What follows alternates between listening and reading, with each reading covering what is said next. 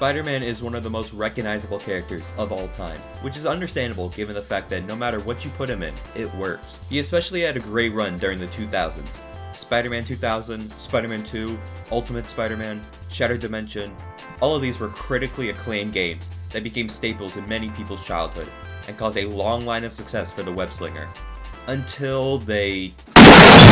Spider-Man 3, Friend or Foe, Edge of Time, The Amazing Spider-Man were all considered critical flops and made people start to think, is Spider-Man doomed for video games? Is the formula of its time, it can't work anymore? After The Amazing Spider-Man 2 game was critically panned across the board, the license for developing Spider-Man games was changed from Activision to Sony, where they reached out to Insomniac, known for their Ratchet & Clank series. News was silent about the development of this new game until E3 2016, where it was debuted with looks at the new design for the Spider-Man suit, with the white spider emblem on it, and quick looks at the swinging and combat. The next year at E3 debuted a nearly 9-minute long gameplay showcase of one of the missions in the game, where a ton about the game was showcased. A good look at the stealth, combat, swinging, and parkour system were alongside some of the characters that would make an appearance. Those ranging from well-knowns like Kingpin to lesser, more niche characters like Yuri, and the main villain seemingly to be Mr. Negative. Over the course of the next year, more trailers and spots were put up, giving fans a lot to dive into, showing off the mechanics a lot better, the different suits you could wear, more characters like Norman Osborn, Miles, and Silver Sable, to even getting a look at more classic Spider-Man villains, setting up a potential appearance and a fight with the Sinister Six. All of which led to September 7, 2018, where the game officially launched to both critical and commercial acclaim, quickly selling 9 million copies in the first 4 months of its release, with solid reviews with 8s, 9s, and even 10s across the board. Marvel Spider-Man is, in my opinion, the textbook example of how to do a superhero game. While there are others out there that are genuinely more praised, like the Batman Arkham games, I feel that this game is the gold standard of not just superhero telling and gameplaying, but stories about the wall crawler. But how is that? What is it about this game that is so special to not only me, but also so many other people? What is it about this game that makes me consider it not only one of my favorite games of all time, but also one of my favorite Spider-Man stories ever told? Over the next few months, I will be going through all 3 Insomniac Spider-Man games in depth to give you all of my thoughts and why I love these games, starting of course with Marvel's Spider-Man. Before I start this review, I'll be playing on the remastered version on the PS5, as it's the same game as the PS4 version with some slice of life changes, like no more loading screens and better graphics for more optimal experience. And I'll be playing on the ultimate difficulty for the hardest challenge. Also, there will be timestamps in the description, so if you do want to skip to a specific part of the video, here they are. Before we even start the game, we gotta take a look at the incredible box art Insomniac made for us. What is this? Who thought this was a good idea? Spider-Man games haven't been the best with their box art, but at least they tried. All you did was put Spider-Man in a basic swinging pose and slapped him on a red background. It looks so rushed. Why would you put him on a red background when he's primarily red? It makes him blend in way too much with the rest of the box. At least have him on a different color background or showing off New York. That's not even the worst part. The worst thing about this box art is that it could be the cover for any other Spider-Man game. Sure, this game is commonly referred to as the definitive Spider-Man experience, but they could have done something interesting with that. Show him off in action or swinging around the city. Turning over to the back of the box. Are you serious? How is it that every photo on the back would have been a better cover than the one we got? Luckily, the case does come with a reversible cover on the inside of the box. It looks so much better. Why couldn't this have been the cover of the game? Out of these 2 covers, which one do you think looks better? Now, I'm not trying to say that the box art is terrible, like it looks fine outside of the red background, but it definitely could have been much better than the one that we got. Before even getting into the game, I'm gonna quickly talk about the title screen, which I think looks pretty clean. You get 6 different slots for save files, which I feel like is really nice to have. Just in case you want to go back and replay the game from the start, like I did with this video here. It's pretty handy, and also you can do New Game Plus options, which just delete your save, so you don't actually have to start up a new save file in New Game Plus.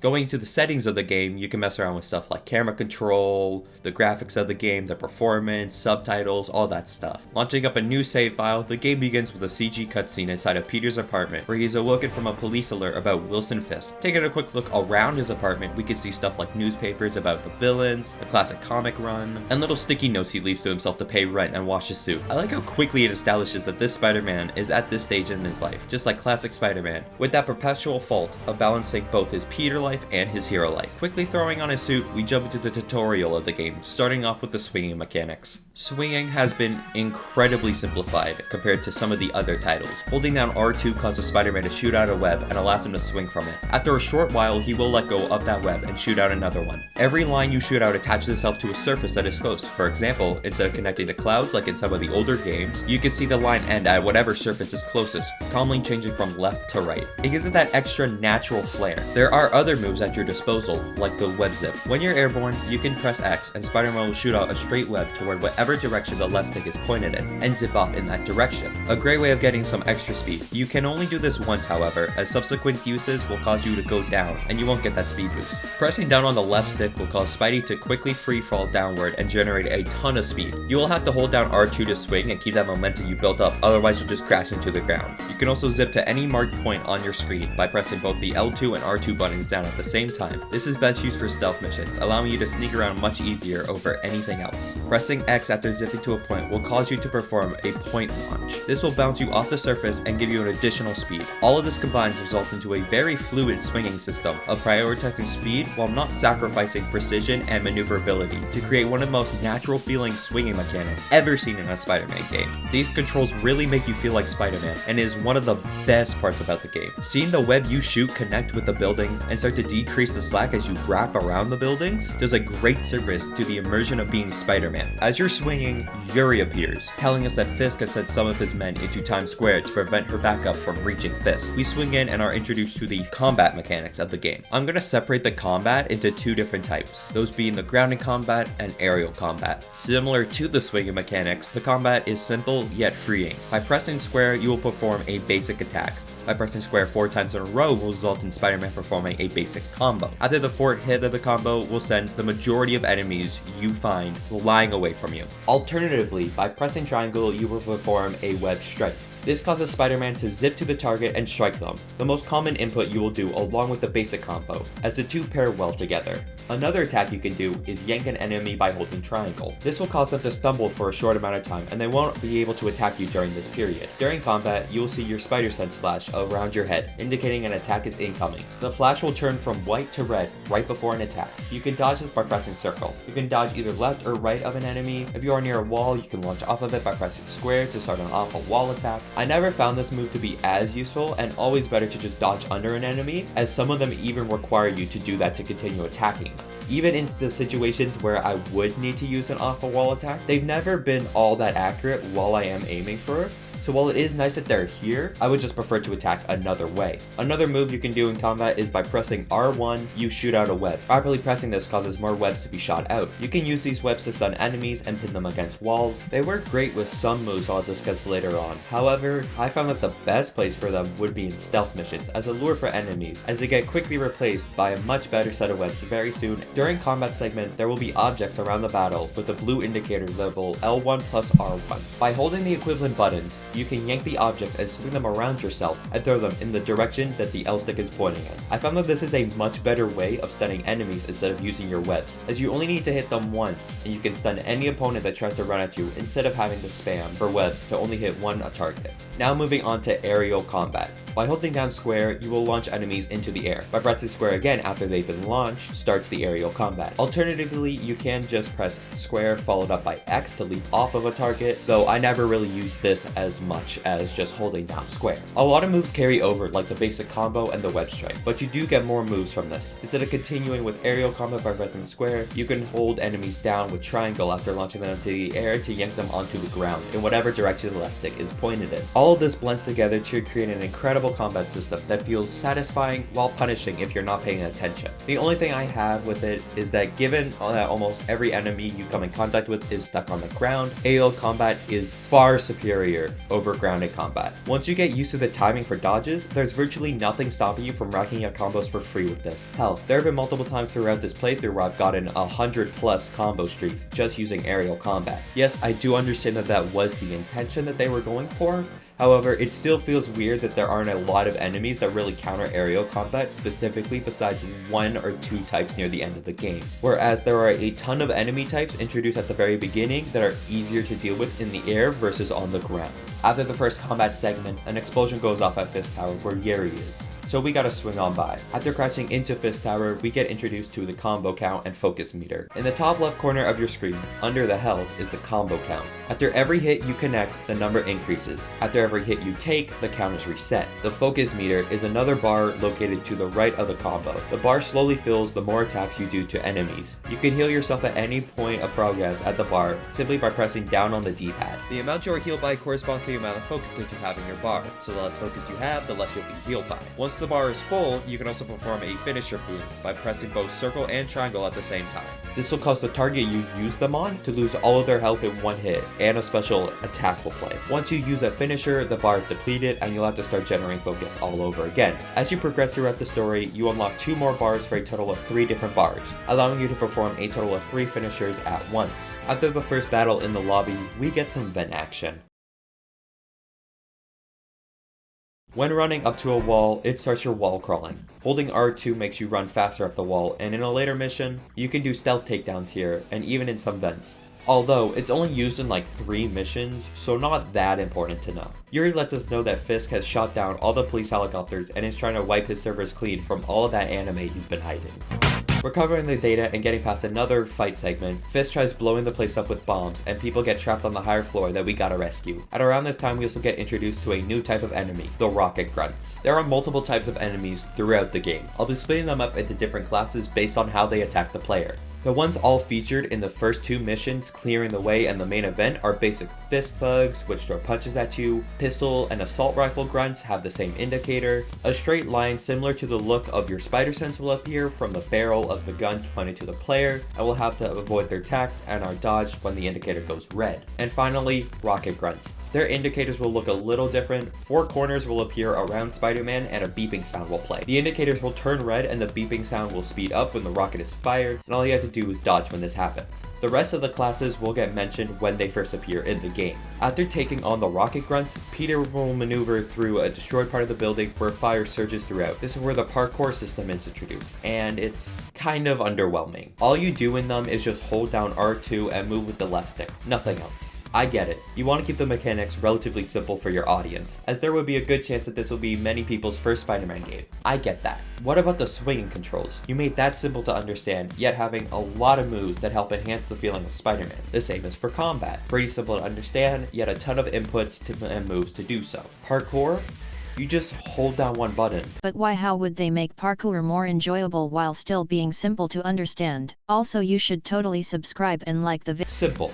Have us use our webs during parkour. Have it so that maybe there's a gap of fire or something in our way that we have to use a web to get across. Or incorporate the zip to point more. There are segments in this game where the zip to point locks onto a hole that you can zip through with a new camera angle. Do more stuff like that. Don't just have us hold down one button. I understand the mentality of it, considering that the parkour doesn't show up all that often in the game, but I feel like there's so much potential for parkour in a Spider-Man game that really wasn't all that well utilized. After clearing another room, we find the bomb squad, who is definitely on our side. This is where we get the introduction of a new class, the shield enemies. They block all attacks from the front, so they have to dodge under them to attack. Be careful though, because they can turn around and block your attacks, so it's best to launch them into the air and attack them so they can't do anything.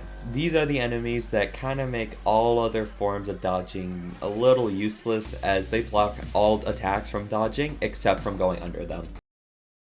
Getting into Kingpin's office starts the first boss fight of the game. During the first phase, Fisk cannot be attacked or attack Spider-Man directly. Instead, he uses 2 cannons to shoot at us. All you have to do is dodge their attacks and web up the cannons until the indicator appears, allowing you to throw them at the glass. Do this twice and you'll move on to the second phase, where Fisk runs into the office trying to attack and throw projectiles at you. From there, you'll have to catch them and hurl them back at yourself, or web him up before you can do damage, as bosses in this game cannot be damaged until you stun them. After enough hits, Fisk will grab you and charge through the walls and hurl you into the other room where the bomb squad was. In this final phase, Kingpin will summon basic enemies to attack you as he runs around the arena and throws projectiles. Attacking the minions won't make progress on the boss fight, however they are a good way to get some focus so you can use finishers on Fisk or heal up from any attacks. After enough hits, you'll enter the quick time event part of the battle. Given the fact that pretty much everyone knows what a quick time event are, and I'm on page 7 of the script and I'm not even done the opening Fisk section, I'm not going into detail about it. All you have to do is press the corresponding buttons at the right time until you defeat Fisk. While he's being sent off to Rikers,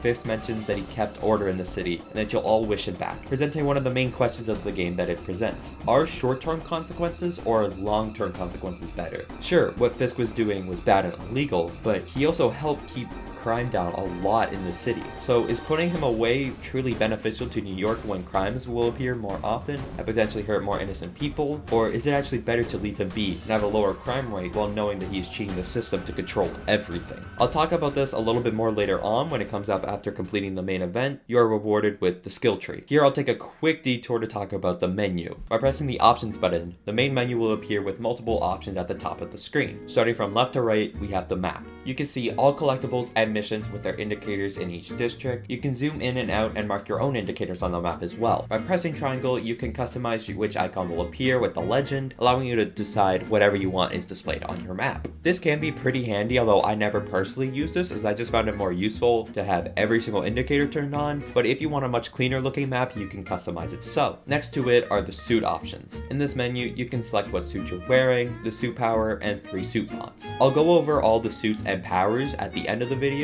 so I'll briefly just talk about the suit mods and what they are. There are a total of 23 mods that you can equip, ranging from attacks or gadgets that increase a part of you from focus to XP, reducing damage of a certain attack that's dealt to you, to revealing secret photo locations on your minimap. The gadget menu contains all of your gadgets and their upgrades. The skill tree is divided into 3 different trees, those from left to right being Innovator, which focuses on web throws, a move that if you hold down triangle, it allows you to throw webbed or electrified enemies, and improvements on it like being able to knock down other enemies during windup, to even be able to web throw brutes. Improvements to stealth like longer perch takedown range, and being able to yank enemies with pistols, batons, and shields out of their hands, and return rockets that get sent at you. The second one being called Defender, which primarily focuses on defensive moves like the ground strike. While airborne, if you press square and circle, you will smash it to the ground directly under yourself and cause a shockwave that pushes enemies back while stunning them for a short period of time. Comeback options like attacks generate more focus under half health, and being able to chain finishers together on basic enemies, effectively doubling the maximum number of finishers you can perform, and improvements to dodging like the perfect dodge. If you press the circle button right as your spidey sense turns red, you can counter enemies with a web shot that generates extra focus. Finally is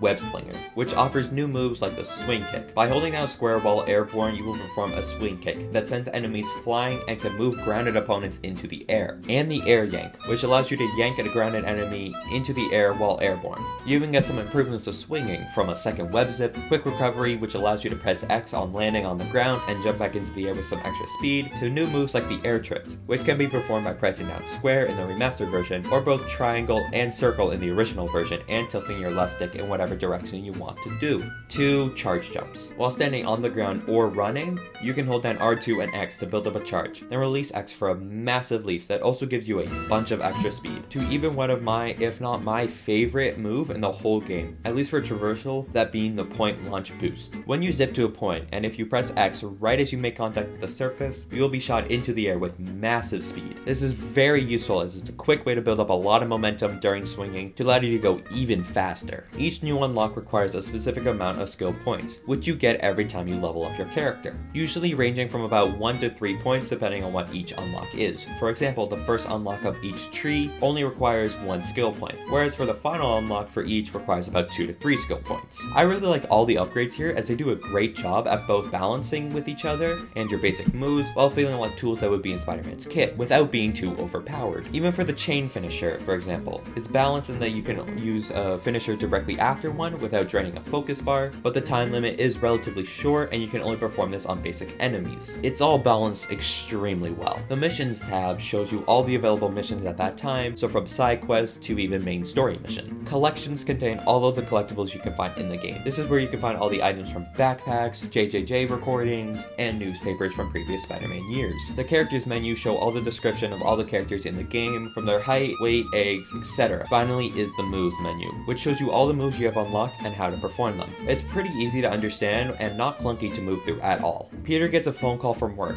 telling him about an equipment check with the funding committee, so we gotta rush over there as soon as possible. During this section, we get to listen to some true truly fantastic music. Normally, I'm not the best at analyzing music, however, that won't stop me here. The composer for the soundtrack was John Pisano, famous for composing soundtracks for Invincible, Detroit Become Human, Daredevil, and even recently with Kingdom of the Planet of the Apes. So this man knows what he's doing. The music in this game is nothing short of masterful. Every track here feels like classic Spider-Man with a modern twist to it, similar to the Spider-Man represented in this game. The best example of this are the two songs that primarily play when you're swinging around the city, those both being the Golden Age and City of Hope respectively. They both do a great job at sounding like classic Spider-Man music that could be found anywhere, and while still fitting this Spider-Man best.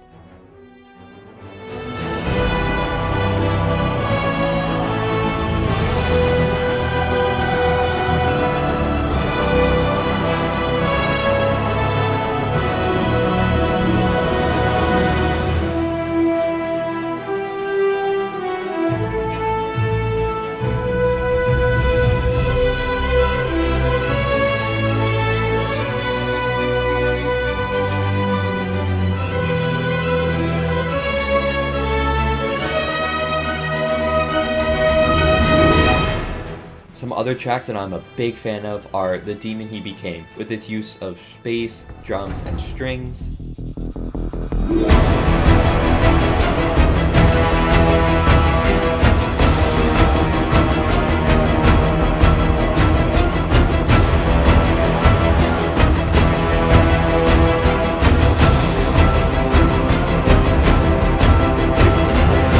Almost whimsical and technological feel.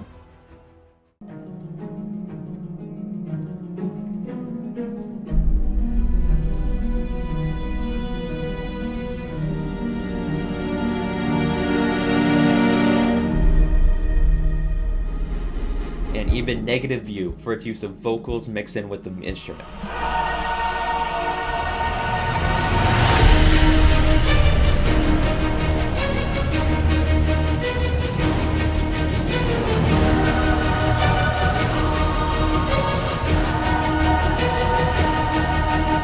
Every piece in the soundtrack does a fantastic job feeling like Spider-Man while immersing you into the story and world. I'm a big fan of every single track here, and I listen to it even outside of just playing the game, like for example editing this video. The music in a game doesn't really affect it as much if the game wasn't also as nice to look at. Luckily for Spider-Man, the game looks fantastic. Now just to understand, graphics are not really something I prioritize from enjoyment in video games. If a game looks good, it looks really good and I'll praise it. If a game doesn't look that good, it doesn't really impact my opinion on it all that much.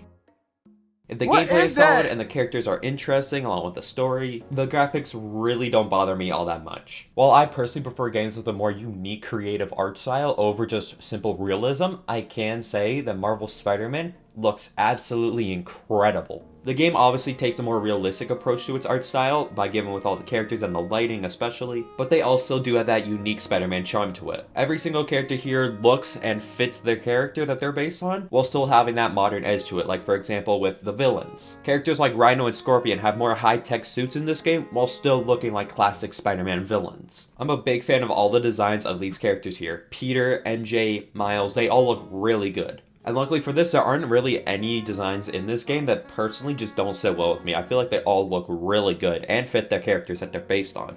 Another praise with the graphics is the lighting system. With the remastered version, they really went all in with the lighting system, and it looks truly fantastic. Most notable during evening, where the sun is setting, and it just looks fantastic with the glow that it puts on the rest of the city. But the daytime still looks bright and vibrant as always, and the nighttime still looks really solid with its dark glow, while still emitting a bunch of shining lights all around the city. While looking back at it now with the original version, it doesn't look as good as it did back then, but this remastered version that I'm playing right now looks incredible. Insomniac did a fantastic job making this game look as realistic as possible while still having that distinct Spider-Man identity to it. Another part of the game I want to briefly touch on right now is the voice acting. The cast here that they got for Spider-Man is incredible. Spider-Man is one of the most iconic characters of all time, and we all pretty much know what he's supposed to sound like. Throughout history, there have been some incredible voice actors to play Spider-Man. People like Christopher Daniel Barnes, Reno Romano, and especially Josh Keaton. All of these actors have done a phenomenal job with the Spider-Man that they've given, and have truly risen up to the ranks of the gold standard of Spider-Man voice actor. And with this Spider-Man, he is played by a new actor, Yuri Lowenthal. And do I think he does a good job at sounding like Spider-Man?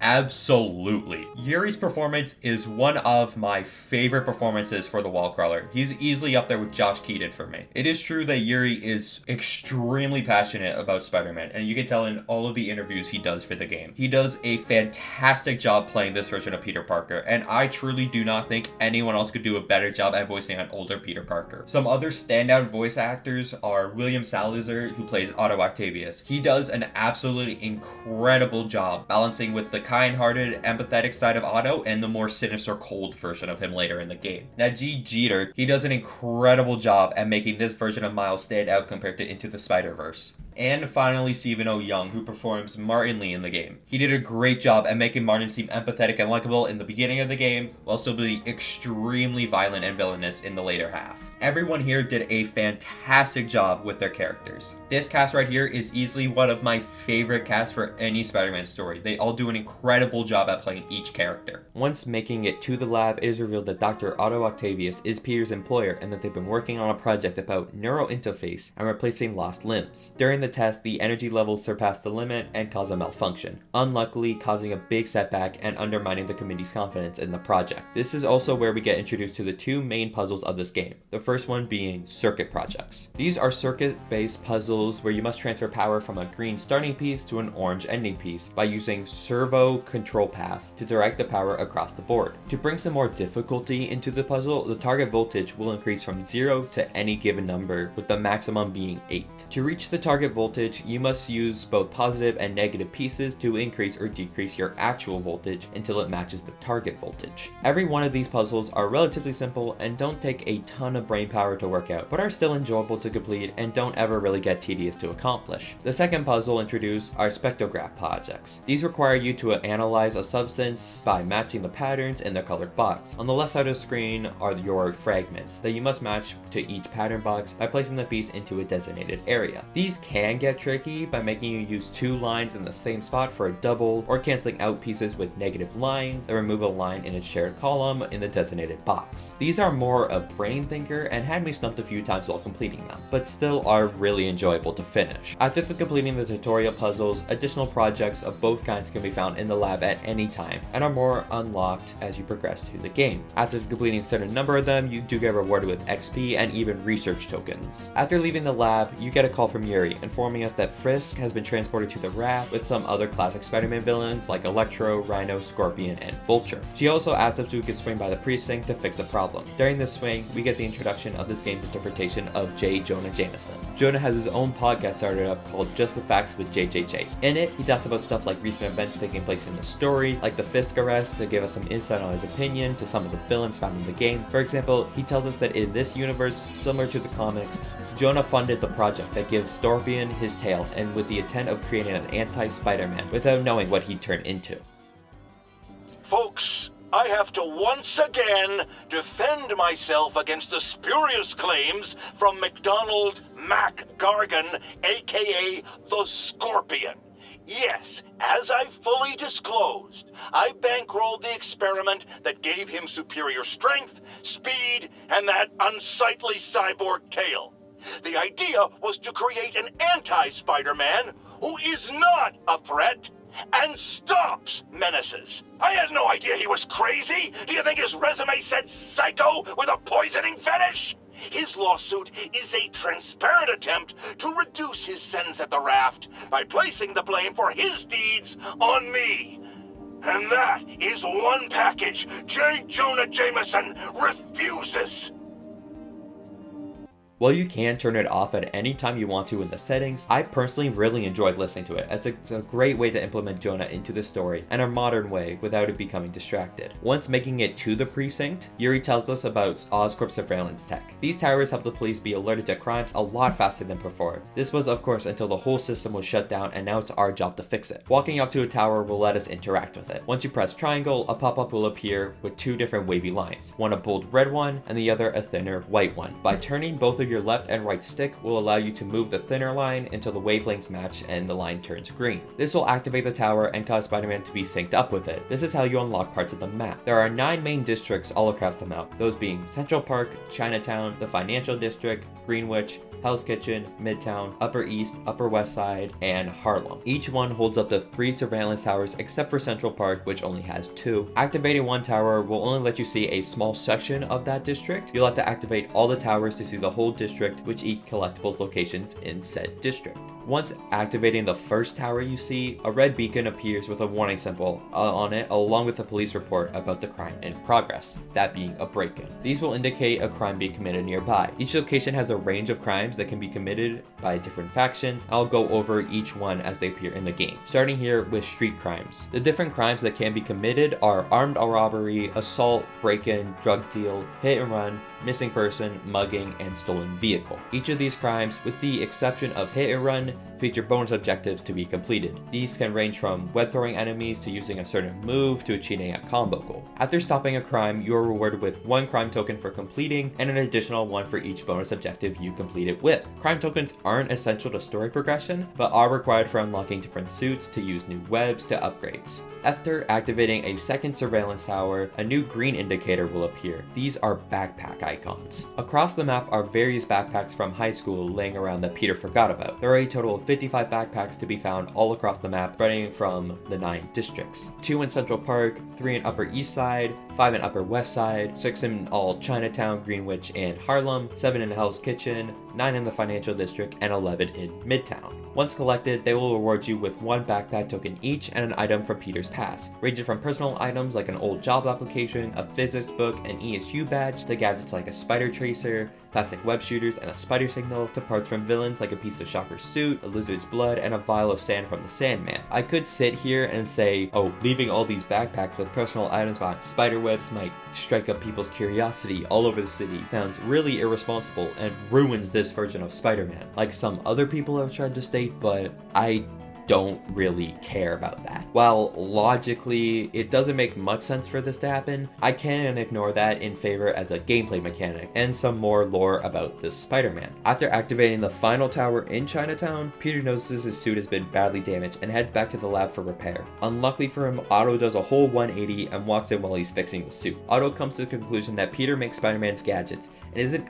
actually Spider-Man. A fun twist that I used to have a problem with, as I didn't feel like it made a lot of sense, but I've now grown to much more appreciate it. The next morning, Peter wakes up with a note left by Otto with some ideas of upgrades to the suit. I really like the email he leaves for Peter. Otto sees Peter's second job as a way to help the world even more and contributes to it, giving him some ideas for the suit and even schematics for new web types later on in the game. Peter, the revelation of your second job as Spider-Man suit crafter, is that the right term? Is a reminder of the good man and partner you are. No matter how hard you work, you still find time to help others. I hope you don't mind, but I noticed the suit was a bit damaged, and I took the liberty of sketching up some of my own improvements. Attached are a few ideas I had on how you could enhance his suit and help protect Spider-Man, who does so much for this city. Looking forward to the incredible work that we are doing and changing the world together. Your partner and friend. It shows just how much Otto really cares about helping people, and it makes his inevitable change later on that much more heartbreaking. After integrating the ideas, we get the grand reveal of the advanced suit.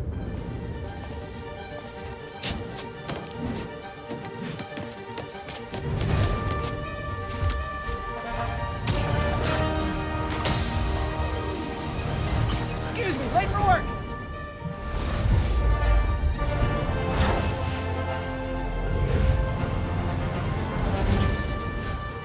Coming through! Looking good, Spidey! Hello, New York!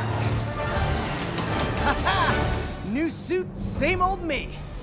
I'll dive into my thoughts on every single suit at the end of the video, so just stay tuned for that. While swinging around, Yuri calls and informs us about Fisk construction sites, and how since they are legitimate businesses Fisk are running, they have the possibility of keeping his operations up and running while he's in prison. Now it's our job to keep an eye on them to stop any illegal activity going on in them. All over the map are bases labeled as Fisk Hideouts. 1 in Greenwich, the Financial District, Harlem, and Upper East Side, and 2 in Upper West Side. These are the stations that Fisk men will use to keep his operations running. There are a total of 6 phases in each hideout. The first phase is where stealth is best here, as none of the enemies actually know you're alerted to your presence. I'll explain how stealth works in the game in a little bit, but once you take out half of the men in phase 1, phase 2 begins, and everyone is alerted to your position, switching to straight combat for the rest of the hideout. Upon completing the final phase, you are rewarded with 1 base token for beating the phase and additional ones for completing bonus objectives. The bonus objectives can range from performing a certain amount of moves, for example 10 finishers or hitting a 20 hit combo, to attacking enemies in different ways, for example using scaffolding or knocking them off a building. This is also where you'll be introduced to some new enemy types. Fisk hideouts, along with all other bases found later in the game, feature the enemy types already seen in the tutorial of the game, those being basic hand-to-hand,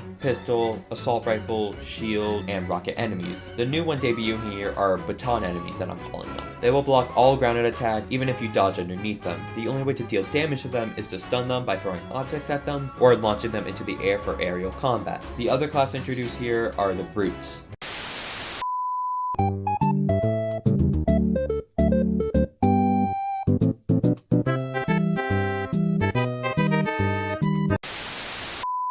These are a much stronger enemy class compared to the basic ones. They cannot be weakened by attacking or launching them into the air. The only way to deal damage to them is to stun them or web them up before attacking. They also use up 2 bars of focus to perform a finisher on, so you might want to be careful around them.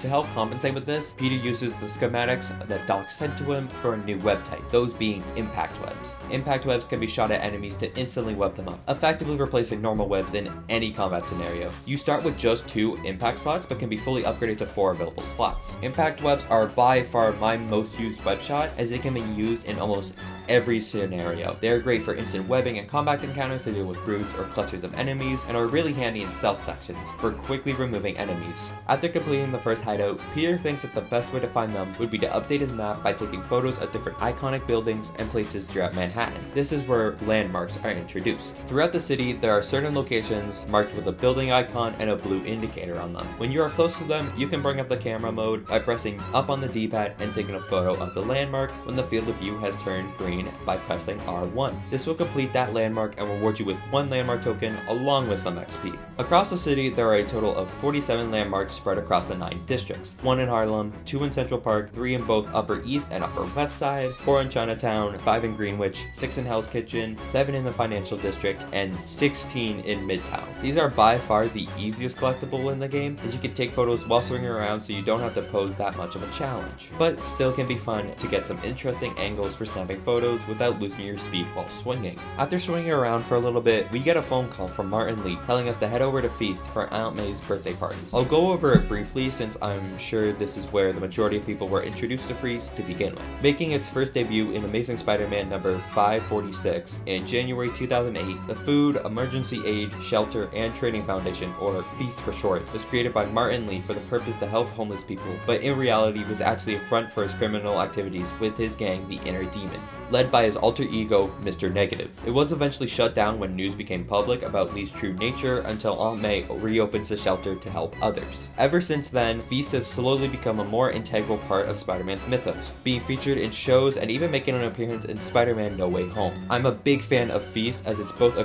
great way to show Spider-Man as a friendly neighborhood hero and finally gives Aunt May something interesting to do other than just sit at home. Peter arrives at Feast and helps Martin Lee distract May while they finish up the celebration. I gotta stop here and talk about it. I'm sure you all know that back when the remastered version was coming out in 2020, you all remember the big controversy about Peter's new redesign for the remastered and Miles Morales spin-off game. The original design of Peter for the PS4 version fit the character and voice in Insomniac's game perfectly. He looks like an older, more mature Peter Parker that has been in his life for a long time. With the success of Tom Holland's Peter Parker in the MCU, Insomniac, either because they wanted to or because they were told by the higher-ups, changed the model to look closer to Tom Holland, with a different haircut, smaller eyebrows, and mouth, the shape of his head being different. And safe to say, people were not happy with it, as that was pretty much the only thing talked about regarding Spider-Man for like a solid year straight, and it's still brought up today. So what do I think of the redesign? Personally, I don't really care for it right now. Yes, like everyone else, I was not a big fan and would always say the original looked way better. Now, after 4 years of Peter looking like this, I've grown on it. Yes, I still think the PS4 version fits the voice and version of these games, and I so badly wish we could have seen what Spider-Man 2 with this look of Peter was like. But I do think the redesign does look like Peter Parker. I think it only really comes down to the fact that everyone's attached to this version of Peter, and to see them take that version and basically replace him with something that looks so similar to a Spider-Man that already exists does not help people like this redesign. Also, it doesn't help the fact that both of these Spider-Men were at completely different points in their career, yet they look so similar. During the party, Yuri sends us a voicemail alerting us that a silent alarm has gone off at an auction house holding Fisk's estate sale and asks us to swing by to check it out. Making our way over, we can see that the building is full of armed men wearing black and white demon masks looking for our file. This is where we get our first stealth section of the game. When in stealth missions, enemies will have an indicator over the head that are close to you, save for when you can safely take out the enemy targeted and danger. When taking out a target while it says danger over their heads, the other enemies will be alerted to your position and put you in a combat segment. You have two main types of attacking: perch takedowns and strike takedowns. Starting with perch takedowns, once an enemy walks to a certain range, you are able to perform a perch takedown. By pressing B, Spider-Man will web up the target and drag him out of view. These are much quieter and have a smaller chance of getting caught compared to your other attack, but only work in a small radius. Strike takedowns can be performed from a distance. Once you target an enemy and press triangle, Spider-Man will zip to the target and knock him out. This has much better range, but a higher chance of you getting caught as they leave you out in the open. You can also use your webs to distract enemies or take them out. Some webs, like impact webs and a trip web, are best for taking out enemies, while your normal webs are best for distracting targets and getting them into a safer position for takeouts. Similar to the swinging and combat mechanics, the stealth is easy to understand, yet really enjoyable to pull off. There have been times where I restart stealth sections if an enemy spotted me, just so I could clear the room without anyone noticing.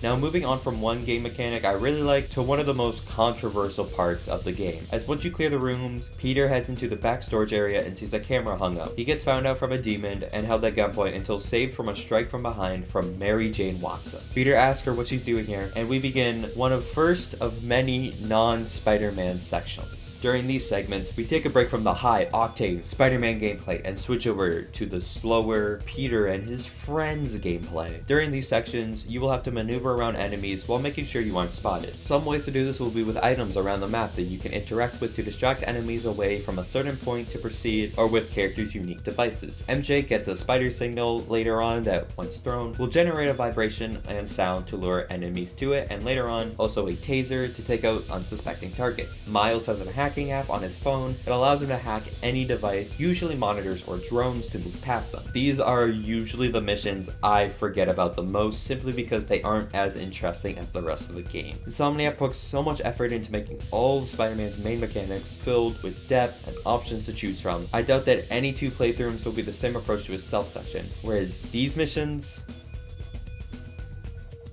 so exciting. While I do think they try to push the most out of these segments and succeed in some of the missions, for example, I really like the MJ mission in Grand Central Station where you have to direct Peter to take out the demons in your path, and the one with Miles where you have to run and hide from Rhino, as it does a great job with the sheer horror and the one with Miles, where you have to hide from the Rhino, as it does a great job with the sheer horror Miles is experiencing with this mission. That doesn't mean that they are all equal across the board though, especially the last one in Osborn's penthouse. I don't know if it's just me, but I always dread going back to this mission the most out of any in the game. After sneaking past the guide and completing a short puzzle in the office, MJ discovers a secret file labeled Devil's Breath, and seemingly it's linked to Norman Osborn in a way. Before she can do anything though, demons break into the auction house and start searching. She flees the scene and we cut back to Spider-Man, where there's another quick stealth section. MJ gets discovered by the demons and we jump in to save her. Demons are a little different from basic enemies or Fisk's men. They all have the ability to use black and white energy blasts, which just extend their hitboxes of their attacks, though they still act the same as all the other basic enemies in the game. There is also a new enemy that walks in, wielding a one-handed scythe. They act the same as baton enemies. They can block grounded attacks, but cannot block aerial attacks, so it's best to attack from above. Unfortunately, the demons manage to get away with the file. Peter makes it up to MJ with a dinner at Mix, where we get a great scene showing the relationship between both MJ and Peter. I haven't really talked about the characters much yet, but I have to say, this is one of my favorite parts of the game. Setting the story 8 years into Spider-Man's career is one of the smartest decisions Insomniac made with this version of Peter, as it allows him to have a rich history built up between his friends and villains without needing to be introduced to them. Peter is finally an adult now.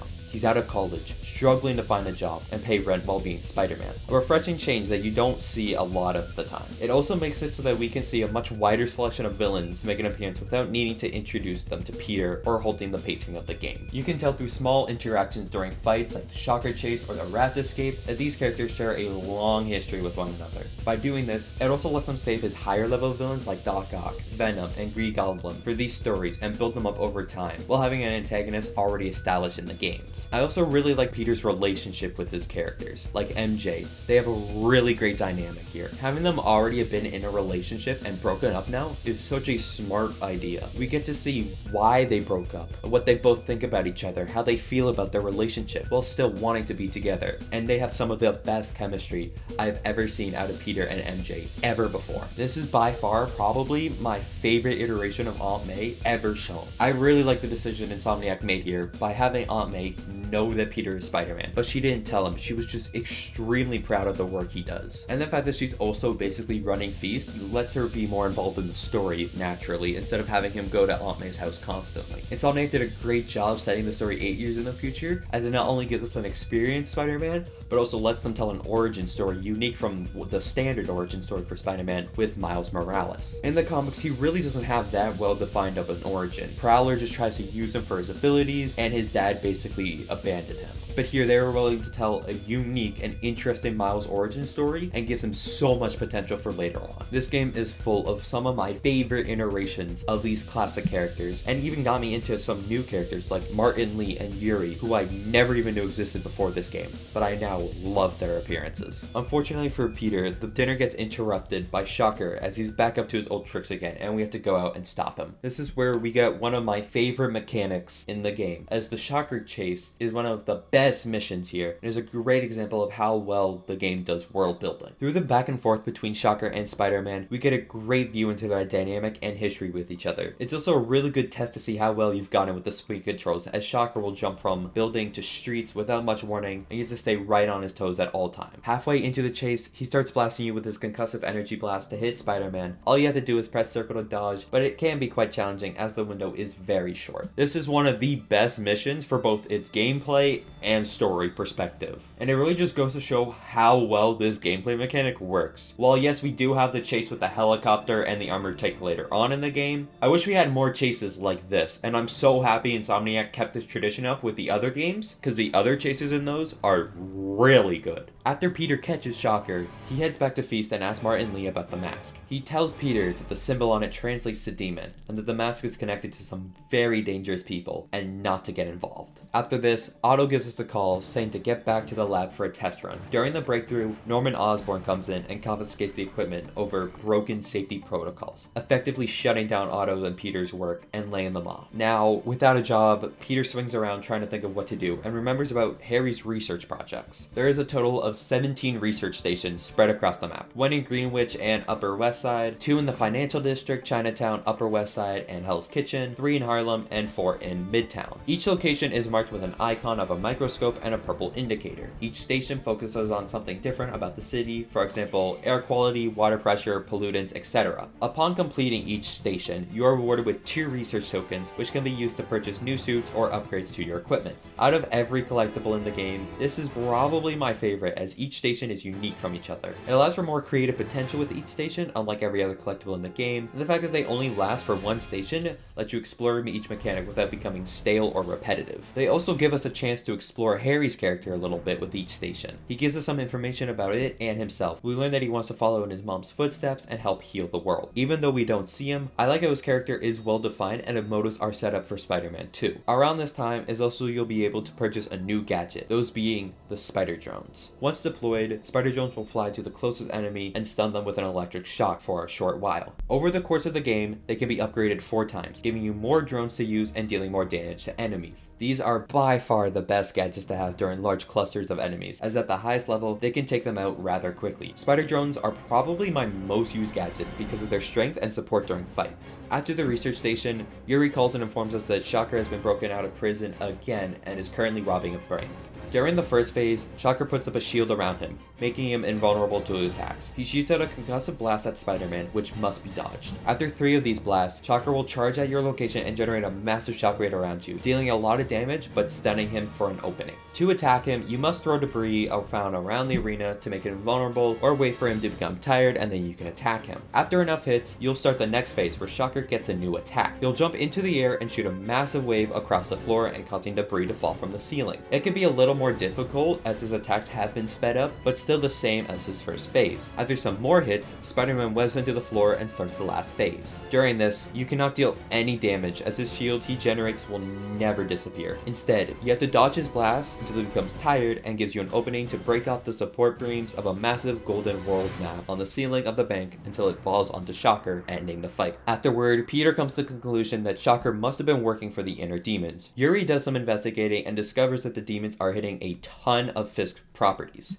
potentially starting a massive gang war. She lets us know about a bunch of movement happening over by one of the shipyards and sends us over along with some backup. This is where the game does a really smart decision by introducing Jefferson Davis as the backup. Like I mentioned earlier, with the game taking place 8 years after the initial spider bite, it allows Insomniac to not have to worry about going through Peter's origin story, instead jumping right into the action while still being able to tell an origin story here with Miles Morales. Focusing on Davis right now, they do a great job showing his nature and desire to always help people the right way. He makes sure to get a warrant for him and Spider-Man and saves him twice during the mission, showing to us his kind nature and willingness to put other lives above his own. During this mission, you also unlock a new gadget, those being electric webs. Once shot at an enemy, they will be stunned for a short while, unable to attack. They can be upgraded a maximum of 5 times over the course of the game, increasing the amount of shots you have to 4 and increasing the time enemies are stunned for. The final upgrade also extends the reach of the webs, allowing them to hit targets further away. Compared to some of the other shots you get around this time, I can say that this is probably my least used. While it is nice to stun enemies, I found that other stuff like normal webbing or the electrical suit upgrade you get from one of the suits to be a lot easier for when I need to electrocute an enemy. The main use for these webs are for puzzles, so while they are handy to have, there are some other webs that I just prefer to use more during combat encounters. After the mission, Peter finally decides to go get some sleep and we get introduced to the fast travel. While it is nice to have, I never found myself using it as the swing controls are just a blast to use. Now, in the original PS4 version, you would have to get these fun loading screens appear on a subway. These were really fun to watch as you get to see Peter interacting with civilians in New York instead of him usually swinging over them. With the remastered version, similar to Spider-Man 2, there are no loading times in this version, so Insomniac removed these little cutscenes. While it is nice that fast travel is instant and doesn't take time to load, I do miss these old loading screens. They were just filled with so much personality. When Peter gets home, he sees that he has been evicted and all of his stuff has been thrown out. We get a pretty fun mission where you have to swing around the city, try to find all the garbage trucks with a spider device. This mission does a great job at showing off one of the main characteristics of the Spider-Man, that being consequences. In the opening cutscene, we see Peter gets a letter from his landlord about paying his rent. He chooses to ignore that in favor of stopping Kingpin. We play the rest of the story completely forgetting about that letter until Peter finally decides to go back to his restaurant for some sleep. And we can't. It shows that Insomniac truly understands what makes Spider-Man special and why we love him. Peter's life doesn't stop when he goes out as Spider-Man. His life is almost ruined by Spider-Man. He can't get a job, always struggling financially, never sure if he can pay rent, but he goes out and helps people. And plus, the mission's just fun. I don't know what it is about this one specifically that I enjoyed so much, but I just find myself always looking forward to playing this one again. At the end of the mission, Peter finds a flash drive and he stumbles upon an old file for schematics of a web bomb. Similar to the spider drone, the web bomb is best used for large crowds. By selecting them in the gadget wheel and shooting them off at a target, it will collide with them and activate, shooting webs in all directions and instantly webbing them all up. Alternatively, you can also shoot it at the floor and it will act the exact same way, just jump up from the ground and then activate. It does only have a small radius initially, but I feel like that is balanced out by the fact that it hits all enemies within that radius, stunning them and making them unable to fight and easily defeated. You can also upgrade the web bomb 4 times throughout the game, increasing the total amount you have to 4 and increasing the blast radius of the bomb. Similar to the spider drones, these are one of my most used gadgets due to how versatile they are. At this stage in the game, every enemy encounter will be a horde of them, so using web bombs are a great way to pick them off and not have to constantly dodge attacks if you still have trouble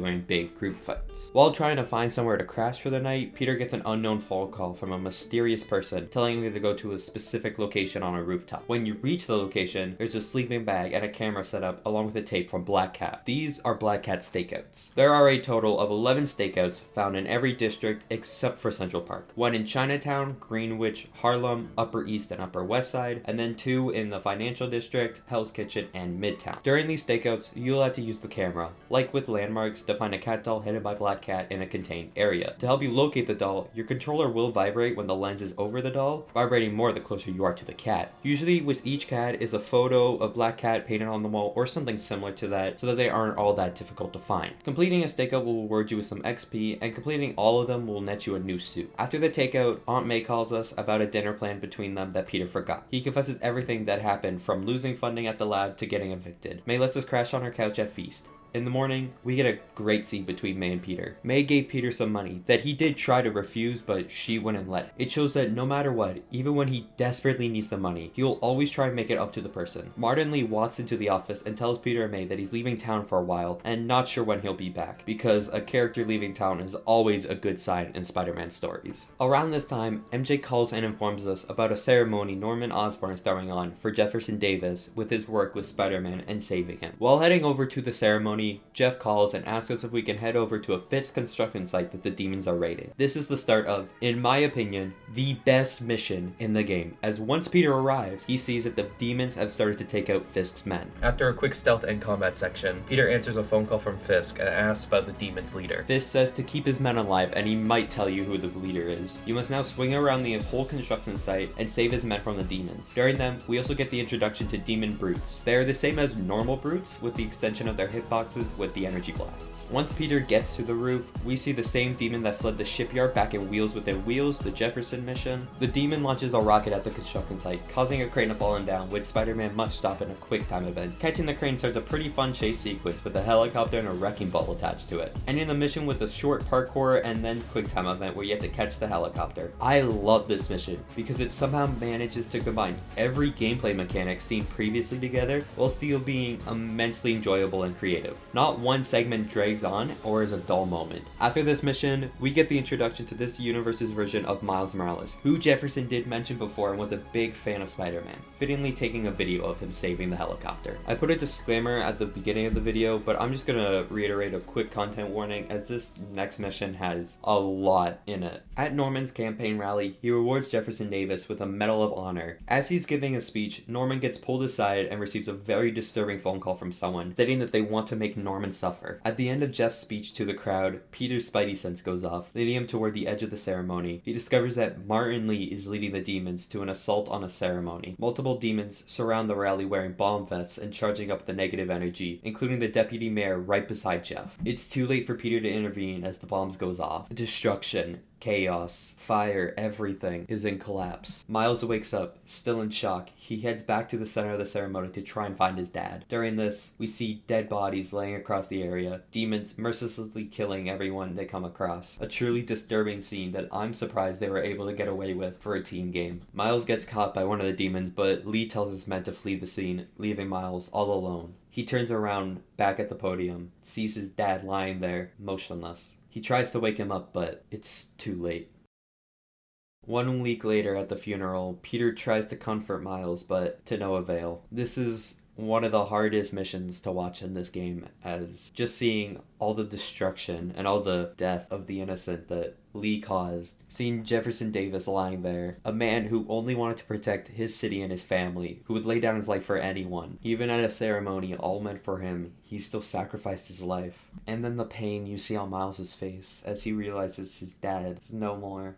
It's truly hard to watch. Peter tries to tell Yuri that Martin Lee is the one behind the demons, but without any solid proof, there's nothing she can do. MJ tells Peter about a recycling center Lee recently bought controlling interest in a year ago. Swinging over there, and after a quick stealth section, Peter finds that the demons are targeting Osborn's campaign rallies, explosives and weapons from Fisk construction site, some tech he plans to use on later on, and even a location of Consolidated Shipping, the company on the truck that left Fisk's construction site during Straw Meat Camel. Arriving at the address, Peter sees that the place is crawling with demons, he realizes that it's the perfect time to use the tech found at the previous address to make a new web type, those being the trip mines. Trip mines can be saw at any surface and creates a blue sensor. Once an enemy passes through that sensor, a web will be shot at them and web up against the surface. They can be upgraded twice throughout the game, both times increasing the maximum amount you can have from 2 to 4. The only downside to them is that they aren't all that useful during combat sections, which makes sense. Trip mines are always handy to have as a bonus for stealth segments. I find that it's best for dealing with groups of 2 to 3 in stealth missions to disperse them and make them easier to take down. Once making it inside the office, Spider-Man finds an invoice from an auto shop and locations of demon warehouses all across the city. After leaving the office,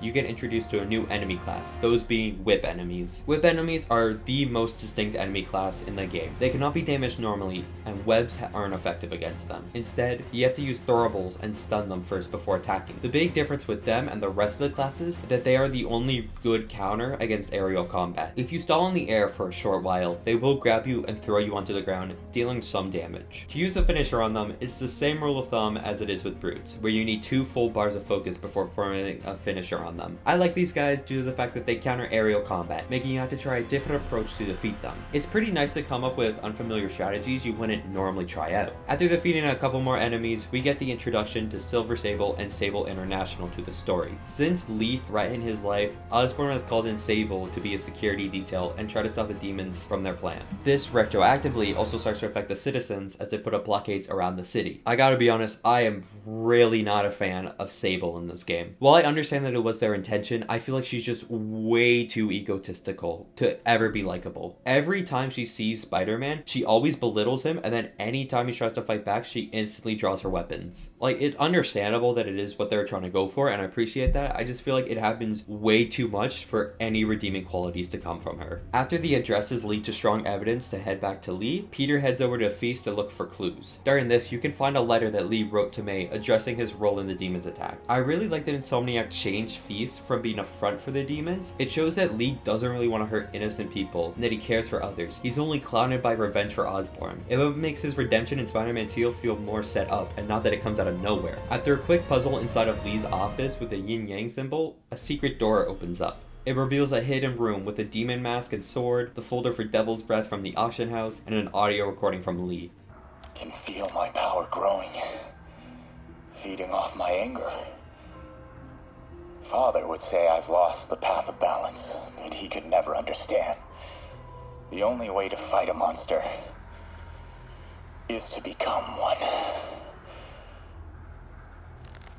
After leaving the room, Peter runs into Martin. Through the short conversation between them, Peter follows him outside and gets jumped by people infected by Lee's negative energy. After defeating them, he calls Yuri and informs her about the burn room and another attack on Devil's Breath. Afterward, Otto calls and tells us to rush over now. When arriving, Otto does a test run with an arm that doesn't go that well. During the cleanup, we get some insight on the relationship between Norman and Otto. He reveals that they both started Oscorp together. They both wanted to help the world together, just in different ways. Norman started a project that Otto didn't agree with. After an incident occurred with this, Otto left Oscorp and has relied on grants ever since for the project. Peter manages to fix the malfunction with the arm and then head on to neural integration. Peter heads out and meets up with MJ for dinner. She tells him that she went to the address Peter gave her, the address being a location of an auto shop run by Tombstone. Here we get another stealth section where you have to sneak through Tombstone's base. I find that the enemy AI here is really bad for some reason. You could just sneak past all of them with ease, they barely even notice you. While sneaking around, we get glimpses of something massive Lee's paying them to build. After sneaking into Tombstone's office, MJ discovers blueprints for a massive armored truck for Lee and tracking devices. After some research, a crime report comes out of a break-in at Charles Standish's apartment, Oscorp's CFO. After arriving, there's a massive shootout against police and the demons that we jump in and help. Some more combat sections later, and we get into Standish's apartment to see this crawling with demons. After taking them out, we get the introduction to demon swordsmen. Swordsmen enemies are similar to whip enemies. They cannot be attacked initially, and webs are not effective against them. You must wait for them to attack you first for an opening or use throwables around them to stun them before damaging them. Aerial combat also doesn't work the best against them, as after a couple of hits, they'll jump onto the ground and dodge attacks. attacks. Finishers also take up 2 bars of focus, similar to brutes and whips. I don't really have many thoughts on these enemies. While I do understand introducing more enemies that break out of your combo attacks, I do like them for making you try to think of new ways to attack them. I find them more of a nuisance sometimes, since they do take longer to knock out compared to regular enemies. After defeating them and talking to Standish, he reveals the demons were going after the financial records of both Osborne and Isaac Delaney. Before anything else, the apartment is shot up by a helicopter and starts a QuickTime event where you need to catch Stanfish in an elevator shaft that's on fire. I'm going to die!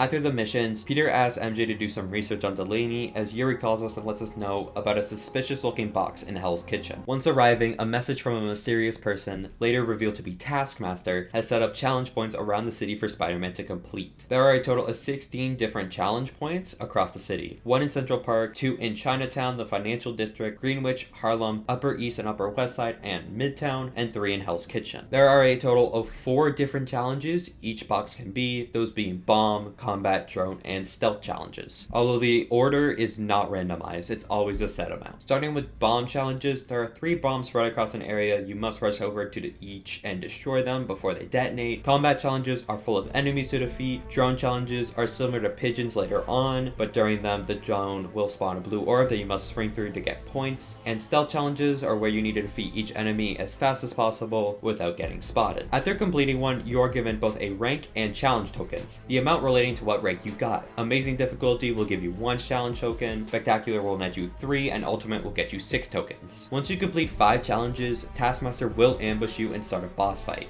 During this fight, Taskmaster cannot be defeated as he will retreat before you can take him out. After completing all 16 missions, a rematch will commence where Taskmaster can be defeated. Upon doing so, you will be rewarded with 2500 XP and a trophy. While each challenge is a good way to test your skills and getting ultimate rank can be quite tricky, stealth and combat challenges are just like normal stealth and combat segments, just made to be a little harder, and drone challenges are just the pigeons. The only original ones are bomb challenges, which are just bomb crimes, but instead of stopping 1 car driving around and destroying 1 bomb, there are 4 bombs stationary scattered across an area. After completing the first challenge, MJ calls us about a Halloween party taking place at ESU that Delaney is taking part in. After going through a Mysterio-themed mirror maze and some parkour to get to the Vulture, he tells us that Delaney is the lizard on the dance floor. Before we can reach him, someone dressed up as the Rhino stops us and wants to tussle as the demons drag Delaney away. After some more combat and crawling through vents, he gets to the server room where Lee shows off his alter ego for the first time, turning into Mr. Negative and corrupting Delaney to tell him the name of the lead scientist for Devil's Breath project, Dr. Morgan Michaels. Once getting outside to the party, we see that Lee has corrupted some of the guests, including that Rhino from earlier, and fleeing before we can stop him. We call Yuri about Michaels, and she tells us that Sable has him hidden in an undisclosed safe house somewhere in the city. To help find out more on Devil's Breath and Dr. Michaels, Spider-Man breaks into Norman's office to find some information. Here, you need to crawl up the building while reaching security modules to hack them and shut down the security. While doing this, Sable is positioned around the building, so you will need to maneuver around snipers, spotlights, and a helicopter to make your way into the office. It's a pretty fun mission that gets improved with suits that light up Spider-Man, like the Big Time Stealth suit or the Velocity suit. Once making it inside, we overhear a conversation Norman is having with Fisk, revealing that they have some previous businesses, and Norman paid Fisk to keep hold onto the file for Devil's Breath. Once making it into Norman's office, we find that Devil's Breath is designed to cure any disease, but in its current state is a bioweapon that has killed all of its test subjects so far, and the only sample of it is on Michael's person at all time. We call MJ about Devil's Breath, but she is currently sneaking around a Sable camp, unable to help us, trying to find Charles Standish. During this stealth mission, we get to use the spider lure. By holding down L2, you can aim and throw a lure by pressing R2 near an enemy with a green outline, and this will become fixated on the lure, approaching it. This gives you the chance to slip past them. These are pretty handy to have for each stealth section, though they don't really fix the problem with MJ mission, and I found that there are some times where the amount of time an enemy is distracted is inconsistent, and they turn around and notice you way too quickly. While going through the camp, we find a board that shows the demons are killing off everyone connected to Devil's Breath, and the only ones still alive being Michaels, Standish, and Osborne himself, along with a board of potential safe houses Michaels might be in. Once making it into the tent with Standish, he tells us that the demons are plotting an attack on Grand Central for something. Before he does tell us though, Spider-Man jumps in and saves the day.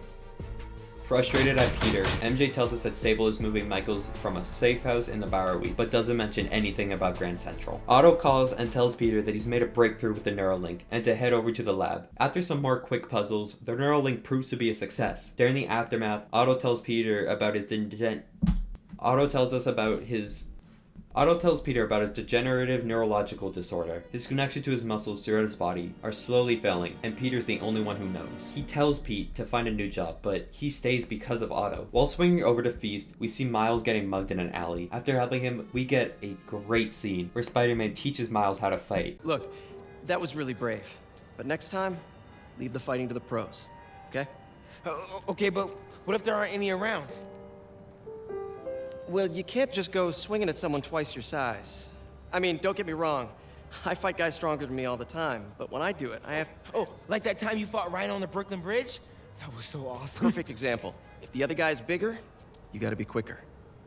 Okay? Okay, but that's easy for you to say. Sorry, I just can't do what you do. All right, put him up. Seriously? Yeah, come on. First thing, don't let the adrenaline get to you. Breathe slow, breathe deep, relax. Hip square to your opponent. Let them make the first move. Now use your feet, and when they go off balance, look for an opening. Boom. Like that? Yeah, that's it. Okay, only this time, just let me have it. Right on the jaw, okay? I can take it. Oh, sorry. No. It's all good. You keep that up and you'll be fine. All right, lesson's over. Gotta go. Hey, thanks. You know. Anytime.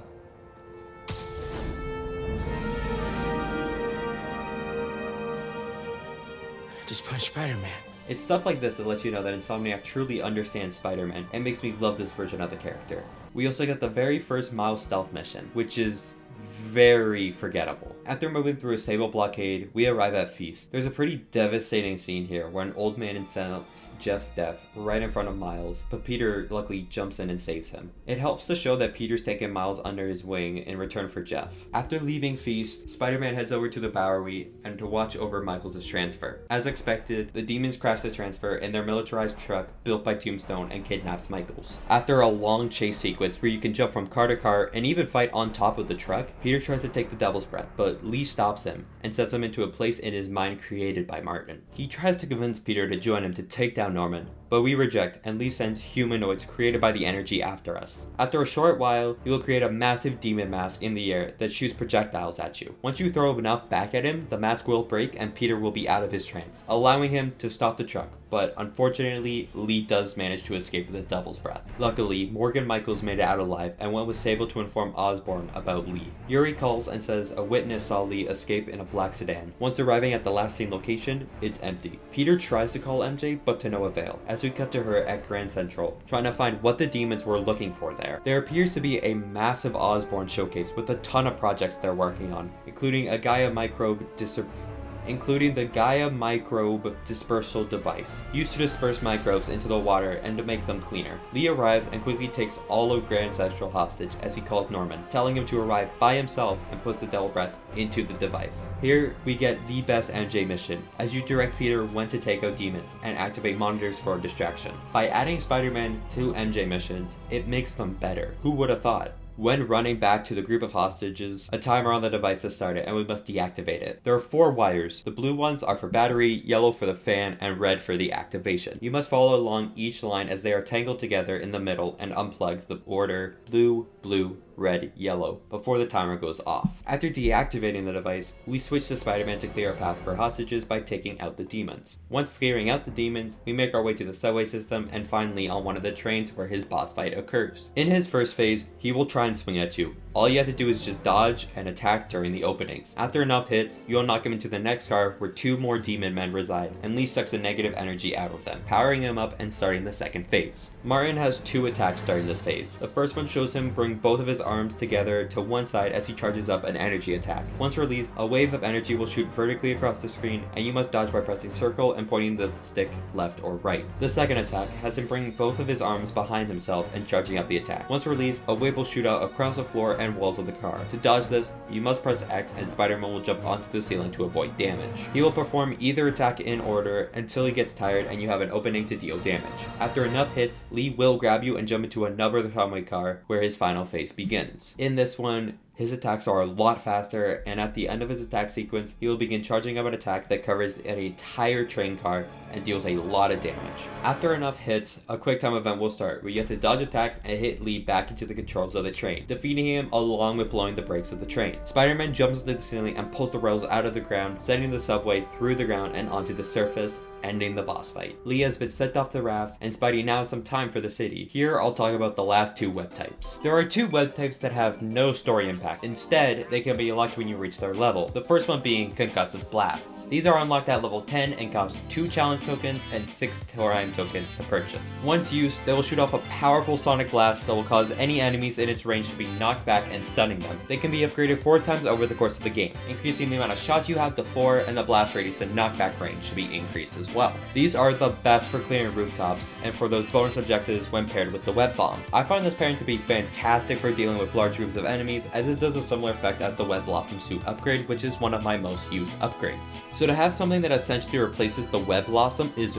really useful to have on you. The second web type is the Suspension Matrix. These are unlocked at level 25 and cost 2 base tokens and 4 challenge tokens. When used, they create a gravity field that throws enemies caught in the radius to be propelled into the air and makes them unable to attack you. They can be upgraded a total of 5 times throughout the game, ranging from increasing the amount of shots you have to extending the amount of time that the gadget is active, and the radius to being able to lift brutes into the air for easy combos. These are also nice to have, as they can completely stop enemy encounters from ever being a challenge, as they can't attack you unless there are aerial encounters there. The only thing is that they're unlocked pretty deep into the game, so you don't get the maximum potential out of them as you would with the other shots. But I still really enjoy using them at any occasion where it comes up. While helping out in the city, Otto calls and tells Peter to come over to the lab for a demonstration. Once arriving, we see Otto in the uniform from earlier in the game, and the arms are gone. He attached them to his suit, and they're fully operational. He used an intracranial neural network to make the transmission speeds under 1 nanosecond. Peter takes a look at the diagnostics and finds a high probability of limbic degradation, frontal lobe amoeba, and personality shifts. Otto has a freak out over Peter's discovery, but calms down and tells him to leave. After he leaves though, Otto looks at the TV and sees a news broadcast about Norman at Grand Central.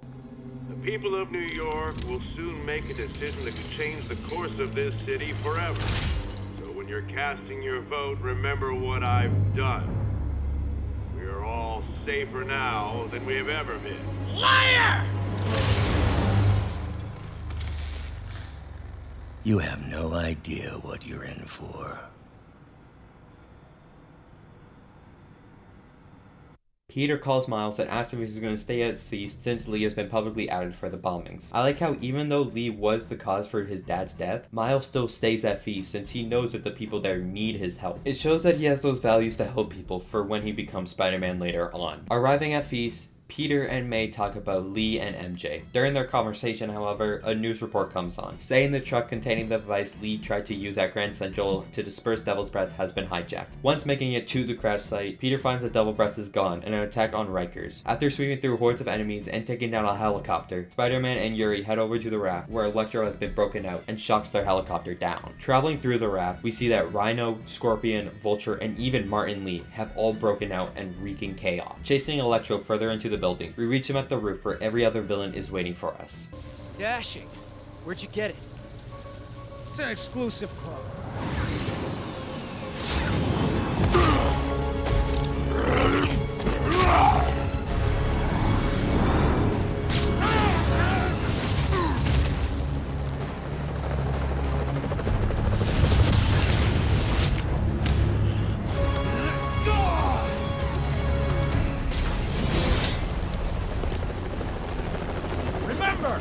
He said not to kill him.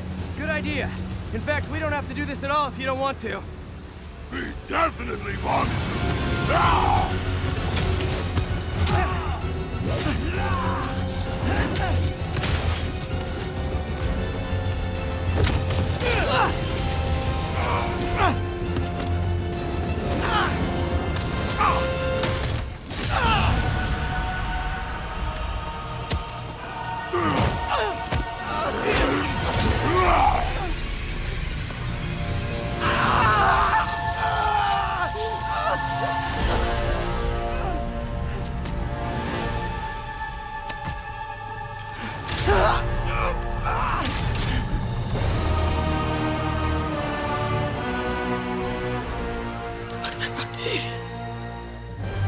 First and final warning.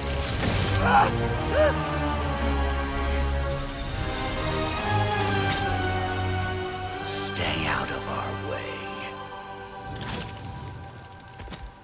In the aftermath, Otto releases Devil's Breath into New York, infecting almost 500,000 citizens. Sable has set up a ton of roadblocks and camps around the city, and Osborn has framed Spider-Man for all the chaos and destruction. From here, 2 new bases and enemy types can be found, those being Prisoner and Sable. Starting with Prisoners, they have similar classes as other enemy types in the game. Basic, pistol, assault rifles, shielded, baton, brute, whip, and rocket enemies. Prisoner enemies also have the ability to throw Molotovs at you. Alongside all those, a new type of enemies can be found, sniper enemies.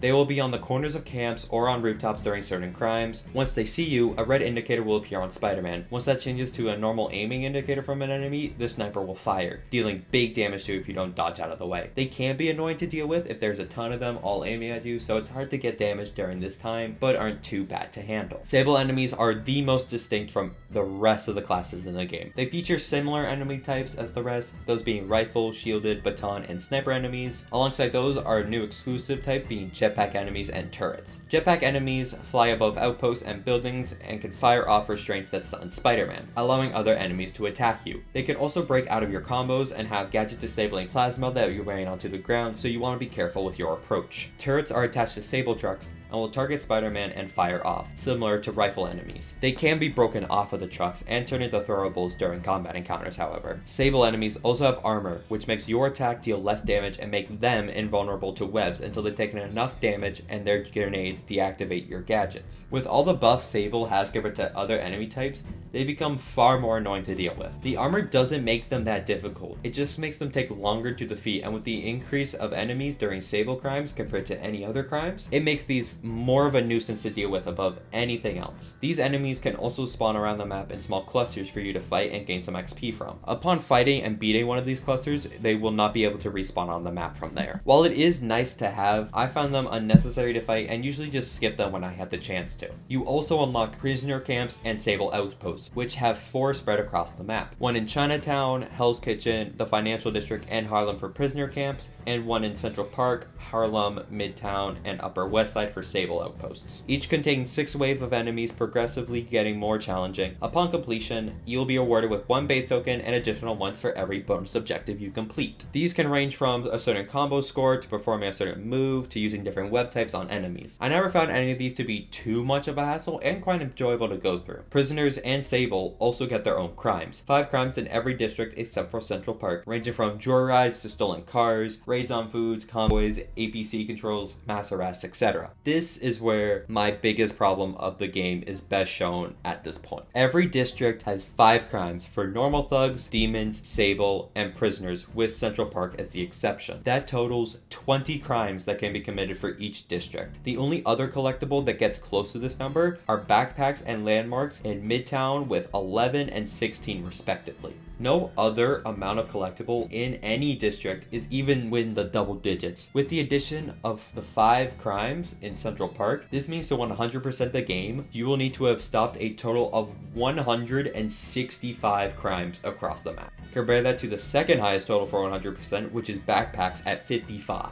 You can see how that is a lot. Now, it wouldn't be as bad if it wasn't for the problem that each crime is random when they spawn in. Unlike every other collectible, which has an indicator on the map and is stationary there and will always be there to collect, crimes can spawn at any point close to you and are completely random as to who is committing them and whenever they want to. Meaning you have to wait and get lucky for each crime. This also wouldn't be that bad either if it wasn't for the fact that 2 new crime types are unlocked with only like 3 hours left of the main campaign, effectively doubling your workload for 100% completion near the end of the story. This will cause you to swing around each district with every collectible grab, waiting for crimes to appear. I spent nearly 2 hours on this playthrough after the escape mission, just swinging around New York, stopping crimes, and I still have crimes to be left to be stopped at the end. This has happened to me on every single playthrough I do of this game, and is by far the worst part about it.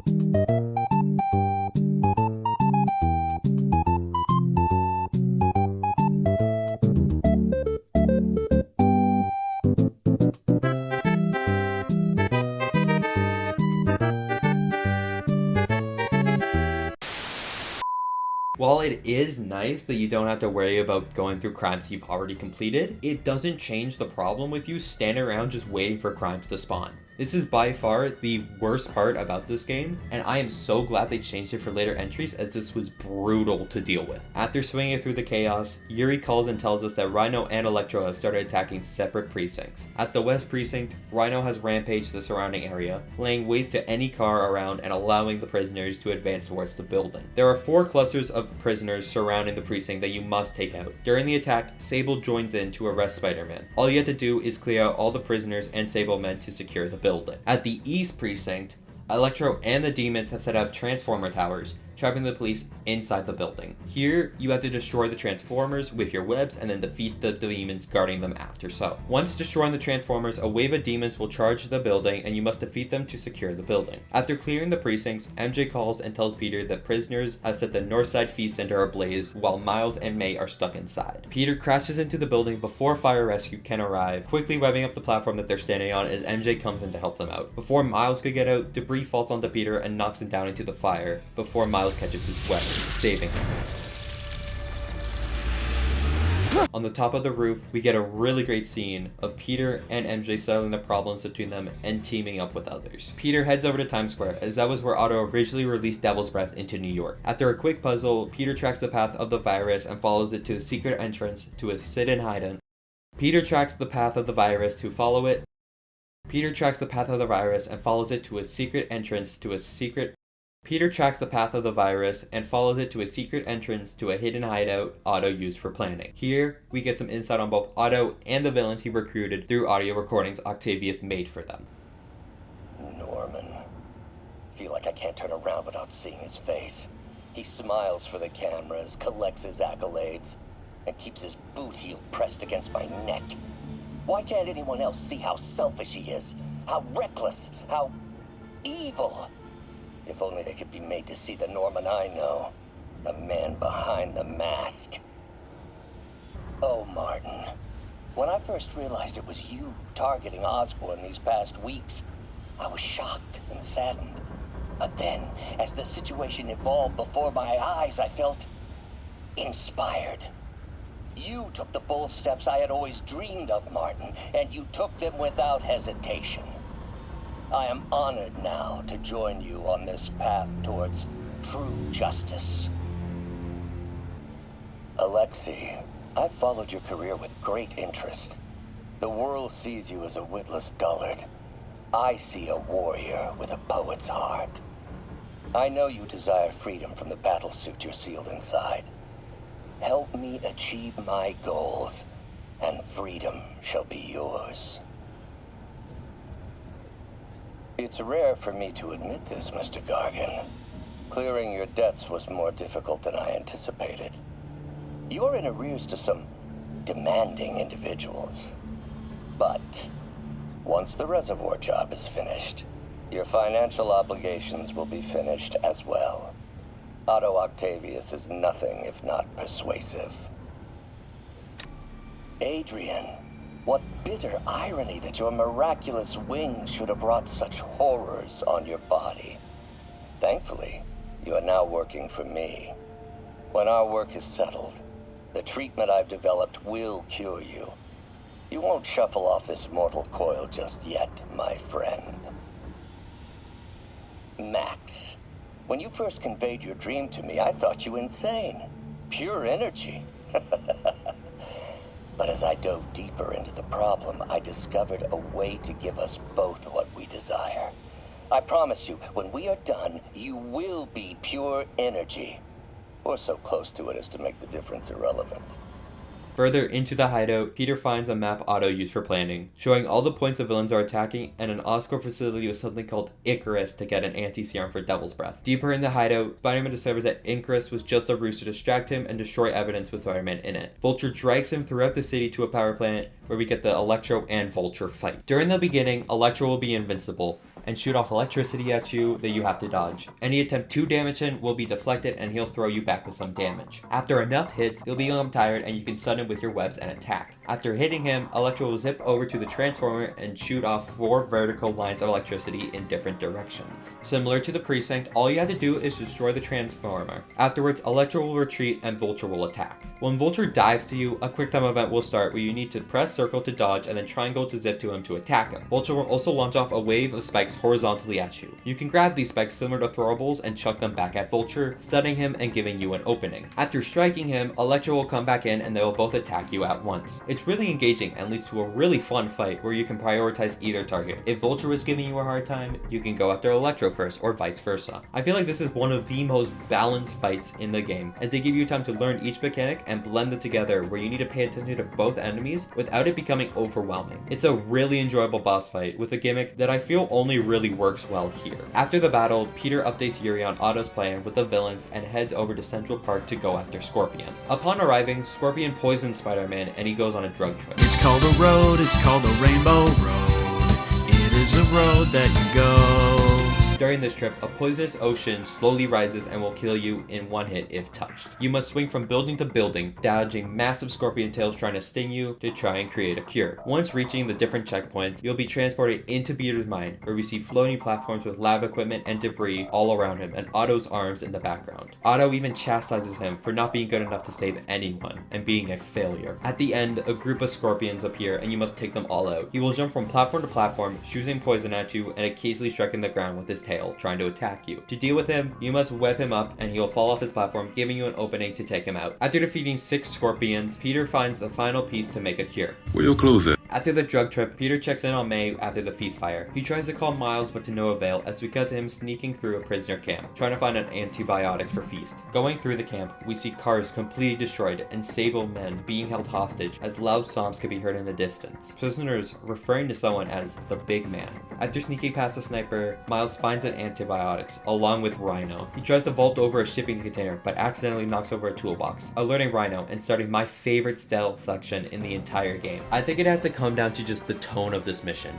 Being chased around and having to hide from a massive man in a Rhino chute that's destroying crates and shipping containers with ease is terrifying and really helps fix the problem of the non-Spider-Man missions where you really don't feel all that endangered. A great example of this is where you need to run toward and past Rhino to progress. There are no devices to hack into for distraction, so you just have to be quick in between his attacks. Does a great job at making you feel like you're in danger and is my pick for the best stealth section in the whole game and one of my favorite missions in the whole series. I'll talk about more about my other favorite stealth mission in a later video though. My only wish is that there was more of it because the potential of a mission like this where you have to hide from a deadly Spider-Man enemy is endless. Miles calls Peter and finds out that Rhino is hitting Oscorp Relief Center. Yuri informs that there are reports of destruction at a Harlem center. Swinging on over, this is where we get the Scorpion and Rhino boss fight. In his first phase, Rhino has 2 attacks. The first one, he will slam his fist into the ground and pull up a chunk of concrete or use wooden plates around the arena and lob them towards you. His second attack has him charge at full speed to crash into you. There are crates, concrete cylinders, and cranks hanging around the arena that you must time pulling down at Rhino charging at you to stun him and allow you to deal damage. After enough hits, Scorpion jumps in. He has the same attacks as he did with the group Scorpion fight during the drug trip, with him jumping attacks increasing to 3 hits instead of 1. Similar to Electro and Vulture fight, you can target either boss that you want, but I'd personally recommend going for Rhino as he's easier to deal with first.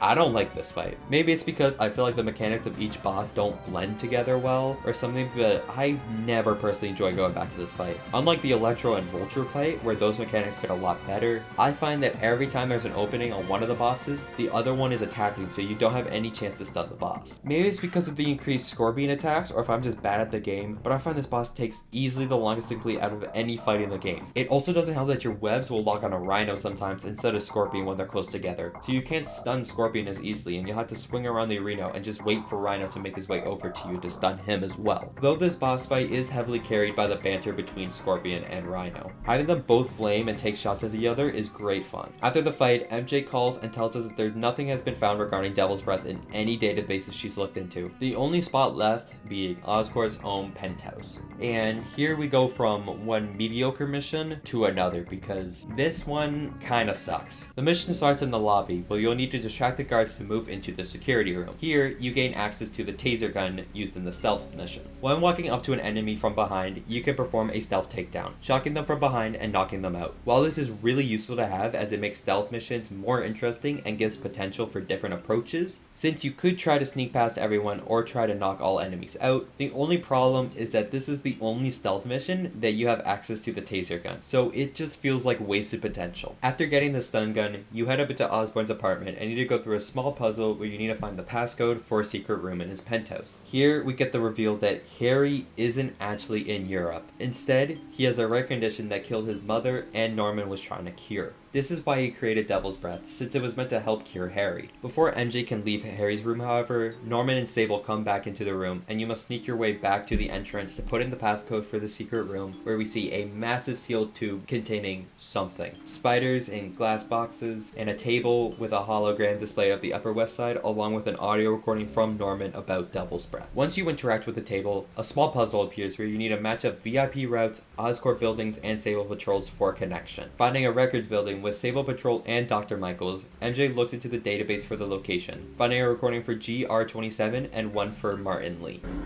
And we are rolling. I will be right next door. Just relax and let the medicine do its work.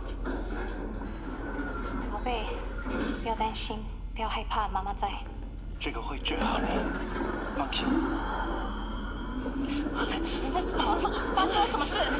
怎么可能？给妈妈呼吸！靠！太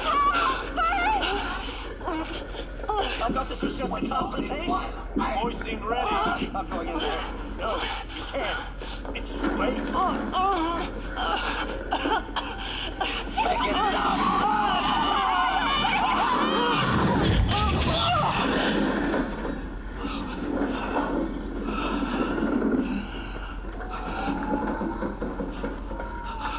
What have you done? Osborn gave Martin Lee his powers and accidentally killed his parents while trying to cure Lee. Sable walks in while MJ hides and puts the penthouse on high alert. After sneaking past more guards, MJ reaches the balcony and jumps off before Sable can catch her. Peter heads over to the research facility to see that the demons have destroyed the courtyard and kidnapped Norman Osborn. After taking all the demons there, Sable sends in some of her men to take out Spider-Man. Sable arrives and comes with a temporary truce with Spider-Man to stop Lee. After making through all the wreckage, Lee surprise attacks Peters and transforms him into his mind, where we see Lee's mindset. He blames Osborn for the death of his parents and is corrupted by anger and revenge to the point where he is convinced himself the only way to avenge them is to kill Norman. Michaels finishes the anti-serum and Lee starts to torture Osborn until Spider-Man intervenes and convinces Martin to stop. We see him contemplate until...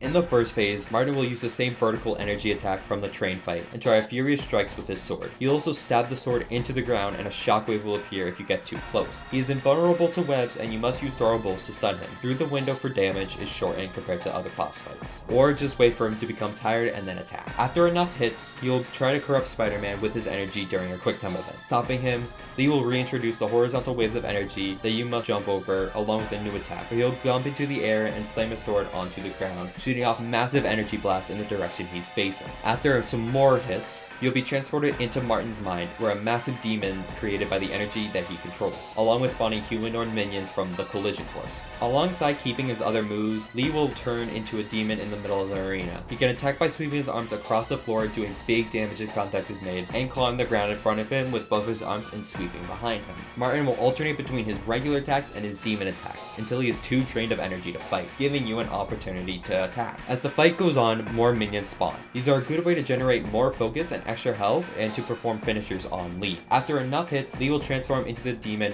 one more time, but Spider-Man breaks through and hits Lee in the face, defeating him. But before anything else could happen, Otto breaks into the ceiling and attacks Spider-Man, almost killing him, and kidnaps Norman along with taking the anti-serum. Sable and Michaels help Spider-Man to Feast, where they try to save him. Luckily, Spider-Man lives, but he's too weak to fight. Peter pays May a visit. We see her on her medical bed. MJ tells Peter that she could go at any moment. Heading on back to the lab, Peter builds a new suit to stop Otto.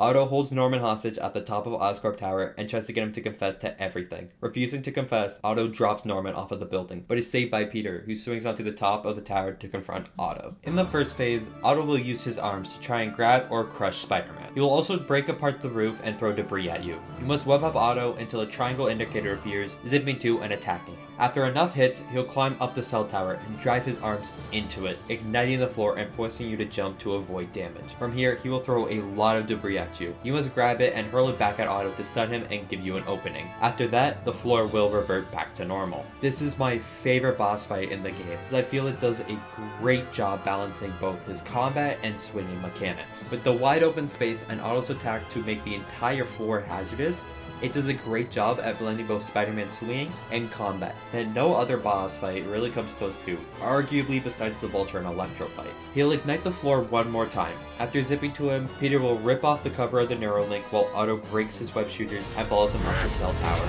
until... Such a disappointment. Parker.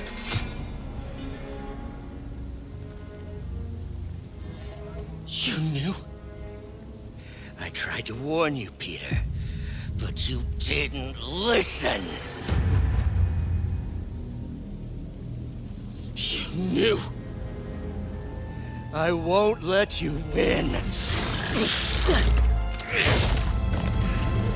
This means too much to me. Not more than it means to me! In the second part of this fight, Peter will slowly approach Otto to attack him. He will attack occasionally, which will be blatantly indicated to you. After enough damage, Peter rips the Neuralink out of Otto, but stops him and stabs him hard into Peter's chest.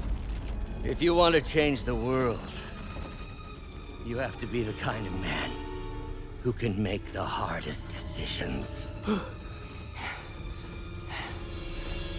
I couldn't agree more!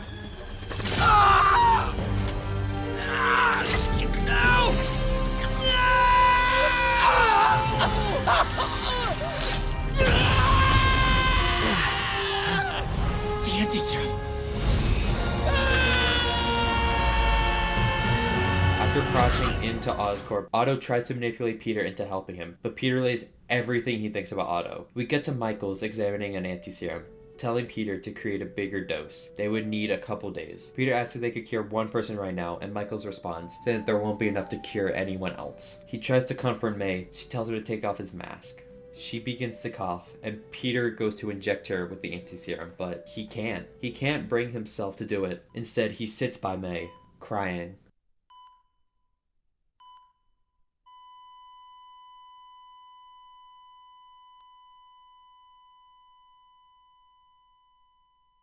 That was the story of Marvel's Spider-Man. Easily one of my favorite stories told about the wall crawler ever. It showed off how well Insomniac truly understands the morals and character of Spider-Man, how Peter's life and Spider-Man's life both affect each other in positive and negative ways. Everything felt connected, and it all went together so well. But we're not done yet. There are 2 post-credit scenes. The first one shows Miles helping Peter into his new apartment, and they both reveal that they each have spider powers. The second one shows Norman walking into a secret room of his penthouse, and the shutters to the tube open, revealing Harry floating with the symbiote attached to him, hinting that Venom will make an appearance in a later game. Now that we've reached the end of the story, I'm going to go over some more miscellaneous parts of the game that I haven't gone over just yet, starting with the side missions. There are a total of 17 side missions in Marvel Spider-Man that you gain access to after completing the required main story mission for it. I'm just going to rapid fire through them right now. The Network is Down is unlocked after completing the 4th story mission, Keeping the Peace, and can be found in the Financial District.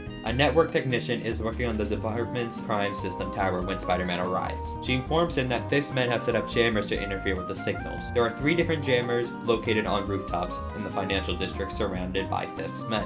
After destroying all the jammers, the technician tells Spider-Man of reports over by the docks. When arriving, Spider-Man discovers Fisk men were planning on breaking him out of prison and jumps in to stop the ruse. Upon completion, you are rewarded with 1500 XP. Storming the castle is also unlocked by completing the 4th story mission, Keeping the Peace, and can be found in the Upper East Side. Spider-Man notices a woman named Stephanie birdwatching over Central Park, and she informs Spider-Man about armed men at Belvedere's castle in Central Park. Upon defeating them, a pigeon steals the thumb drive from the laptop and Spider-Man gives chase. After getting the drive back, Spider-Man puts it into the laptop and discovers Fisk men were trying to upload a computer worm to the Central Park Wi-Fi system. 3 locations will appear throughout Central Park where more laptops are uploading the worm, and a timer of 3 minutes will start the countdown. After defeating Fisk's men, some of them will begin to storm the building Stephanie is on. Defeating the thugs will complete the mission, rewarding the player with 1500 XP. Spider-Man PR is unlocked after completing the 10th story mission, A Shocking Comeback, and can be found in Midtown. Spider-Man finds a woman named Cameron who is concerned that her husband, Rodrigo, is mixed up with some illegal activities and tells us to go to Detox Center. After arriving, you take a photo of the woman's face that's talking to Rodrigo as she leaves in a vehicle to meet up with another man. Taking another photo of the man and following him around the city, you arrive at their hideout in an office building. Taking photos of the whiteboard and the screen for evidence, the 2 men will leave the room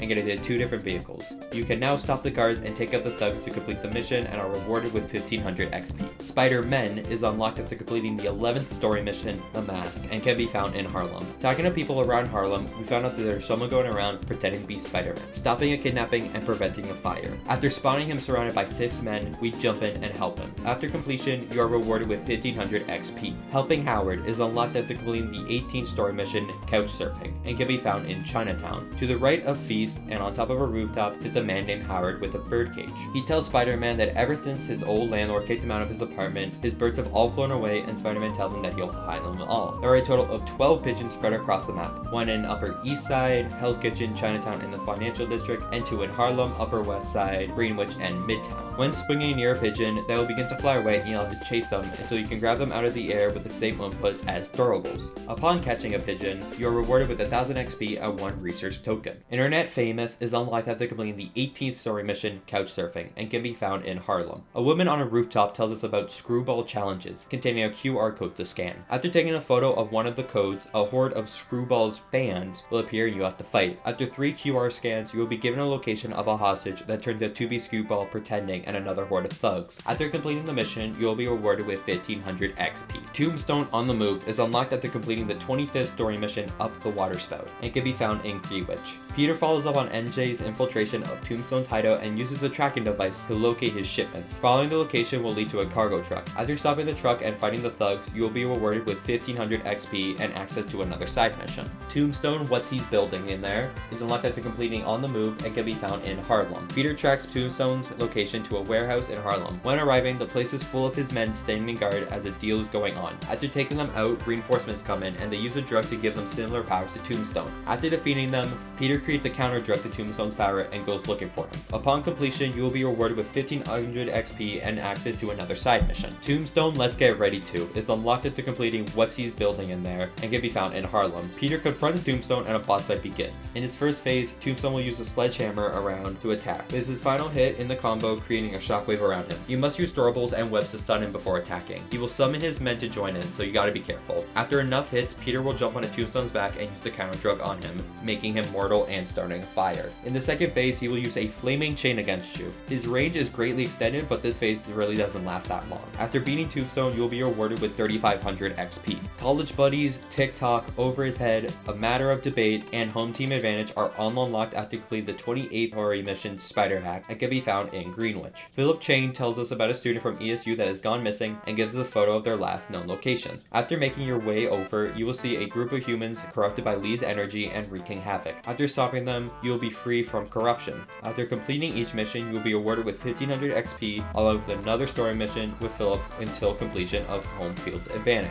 Snipe Hunt is unlocked after completing the 29th story mission Uninvited and can be found in the Financial District. A police officer alerts Spider-Man about a sniper that has been stalking Osborn's chief of staff. After taking out that sniper, 3 others will be unlocked and a 2.5 minute timer will start. After stopping all the timers without getting caught in the time limit, you'll be awarded with 3000 XP. Finally, Error File Not Found is unlocked after completing the 33rd story mission, The One That Got Away, and can be found in Hell's Kitchen. A police officer thinks Spider-Man was behind the recent event of evidence against Fisk was stolen. After locating the stolen evidence, units, an attack on the precinct occurs from Fisk's men in order to destroy it. You stop the attack and the officer apologizes to Spider-Man. After completing, you are rewarded with 3,000 XP. Given the fact that all of these are side quests, meaning they are completely optional, I still find myself enjoying them and always completing them. While yes, there are some that I like over others, like for example the Tombstone missions and the Howard mission, and I would have preferred not having 5 side missions that are exactly the same, I still like all of them. They do a great job of making this Spider-Man feel like a friendly neighborhood Spider-Man. They're only meant for little bonus activities you can do, and they do a great job at being that. I think I'm just also a sucker for boss fights that are optional and not connected to the main story. Another big part about this game that I'm sure you are all wondering when I talk about them are the suits in this. The suits are one of my favorite parts about Marvel's Spider-Man. The selection here is fantastic. There are 38 suits in this game, and I'm just going to rapid fire through my thoughts on them, going in order from the suits menu with the exception later on. The advanced suit is unlocked after completing the 5th story mission, Something Old, Something New, and costs 1 backpack and 2 crime tokens. This is the main suit for Peter in this game, and I really like it. The white spider emblem and the blue lines breaking up the red parts make this suit look distinct from all the other basic Spider-Man suits, and fits this version of an older Spider-Man. The suit power accompanying it is Battle Focus. Upon activating, Focus will generate rapidly over a short period of time, a pretty useful power that I primarily used in my playthrough. Toxic Suit Damage is unlocked after completing the 2nd story mission, the main event. I'm a big fan of damaged superhero suits, and I can say that this one does a good job at that. Yes, it is just a retexture, recolor of the classic suit repaired, but I still like it. The weathering and tears look really good. I do wish that there was some more damage, like maybe a cracked lens or tears more on the arm, but it's much better than the PS4 version, which only had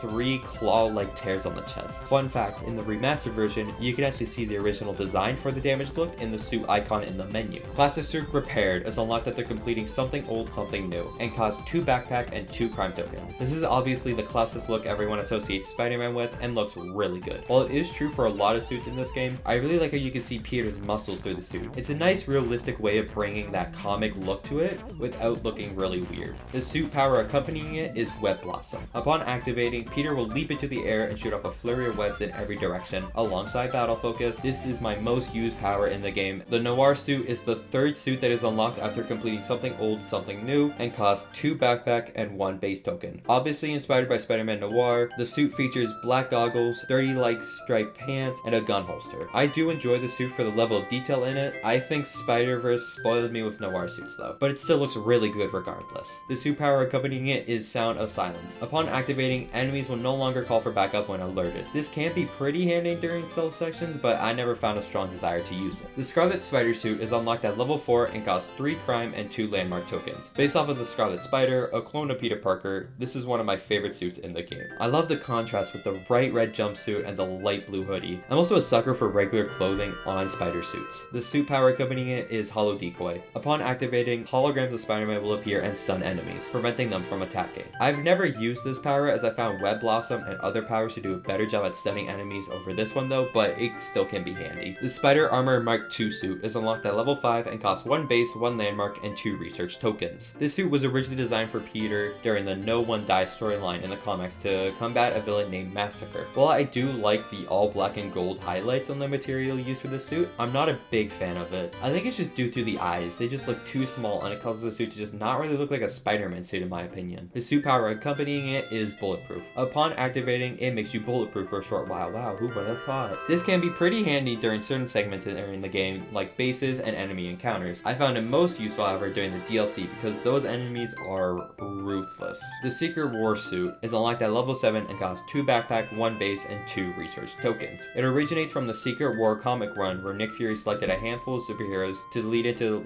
Latveria for a secret war. I don't really like this suit. I do like the chest and the leg parts with the bold blue lines. The black and red reversing rolls just doesn't look right to me, and I'm not a big fan of how disconnected parts of the suit feel from each other. The suit power accompanying it is Arms Race. After activating, an EMP goes off that stuns enemies and disables their weapons. The Stark suit is unlocked at level 9 and costs 1 base, 3 crime, and 1 research token. This is Peter's main suit in Spider-Man Homecoming, given to him from Tony Stark. It's a pretty solid take on the classic Spider-Man suit, but I'm not a big fan of all the black lines on it, though that isn't really Insomniac's fault. The suit power accompanying it is Spider-Bro. Upon activating, a drone will spawn and shoot off electric blasts to damage enemies, essentially just being a stronger spider drone gadget. For that reason, I never found found a purpose to it, as I feel like it could have been done something more creative with the power. Also, I know why it's called the Stark suit, but I feel like the Homecoming suit is a much better name. The Negative suit is unlocked at level 11 and costs 1 base, 2 landmark, and 1 research token. It originally debuted in Spider-Man number 90 in April 1988, and is obviously based off of the same negative energy from Mr. Lee. I really like the look in this game. Instead of just being the normal Spider-Man look and painted black and white, they changed the advanced suit, make this version look a lot more distinct. My only problem is the eyes. I know it's comic accurate, but I feel pure white would have looked so much better. The suit power accompanying it is negative shockwave. Upon activating, a shockwave of negative energy appears around Spider-Man and damages surrounding enemies. Though I didn't really use it much in this playthrough, it can be pretty handy for dealing with a large crowd of enemies closing in on you.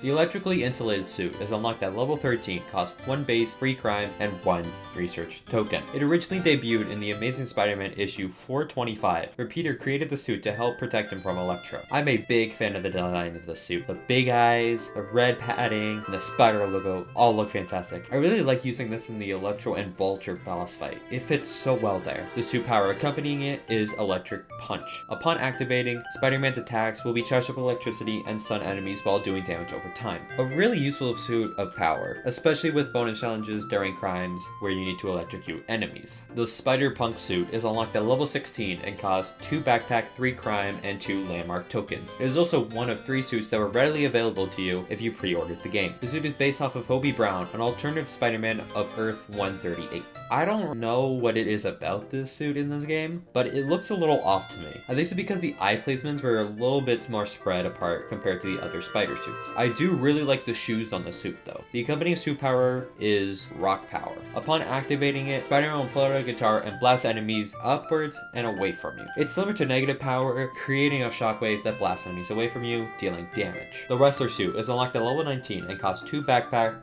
2 base, and 2 research tokens. It originates from Ultimate Spider-Man comics and is, fun fact, the first suit Insomniac Spider-Man canonically used. I don't know what it is about this suit, but I'm not a big fan of it in this game. I think it's because I don't think it fits the proportions of this Spider-Man model or something, I don't know. The suit power accompanying it is King of the Ring. Upon activating, you're allowed to web throw enemies without needing to stun or web them up. This is probably the most useless power in the game because there are multiple ways to quickly stun or web up enemies to web throw them. The Fear Itself suit is unlocked at level 21 and costs 2 base, 6 challenge, and 3 research tokens. It originates from the Fear Itself comics and was created by Tony Stark using Stark technology and Uru, the same metal that Mjolnir is made of. Despite it having a cool origin, I'm not a big fan of it. I do really like the gauntlets and the material used on the black parts of the suit. It looks really nice. The only thing I don't like is that it's kind of ruined in the daylight due to the glow effect it has. It just looks so bad. The suit power accompanying it is Quad Damage. Upon activating, your damage output is quadrupled. This is one of the best powers in the game. Dealing more damage and clearing enemies much faster is so handy to have. This is almost essential during the end game and the DLC. The Big Time Stealth suit is unlocked at level 23 and costs 2 base, 4 challenge, and 3 landmark tokens. The suit originates from Amazing Spider-Man issue number 650 from December 2010, where Peter created the suit to combat Hobgoblin's sonic screams. The suit completely blows the Fear Itself suit out of water. He has all that nice glow effects at night, along with not looking like complete ass in the day. This is one of my favorite suits in the game. My only wish is that it had the ability to change colors like it does in the comics. The suit power accompanying it is Blur Projector. Upon activating, it makes you completely invisible during stealth sections to enemies not already investigating you. This is a great tool for anyone who still struggles on the stealth segments, but I never found a strong use for it. The Spider Armor Mark III suit is unlocked at level 26 and costs 2 base, 4 challenge, and 4 crime tokens. The suit originates from Amazing Spider-Man issue number 682, where Peter created it to fight off the Sinister Six during the ends of the Earth story arc. I really like the bulky red and black look of this suit. They did a great job at making it look bulky without destroying the shape of Peter. The suit power accompanying it is titanium alloy plates. Upon activating, all bullet shot except for sniper shots will bounce back towards the shooter, making Peter bulletproof. I like how this suit does a good job at not just outright replacing the bulletproof suit power. This does redirect the shots back at the shooter, but it doesn't block sniper rounds, so you can choose if you want to the bulletproof or still have to worry about snipers with some extra damage. The 2099 black suit is unlocked at level 29 and costs 2 base, 4 crime, and 4 research tokens. The suit obviously originates from Miguel O'Hara, a futuristic Spider-Man from Earth 928. I love the 2099 suit. It looks sleek and futuristic, and it makes one of the easiest, most iconic alternative Spider-Man looks ever.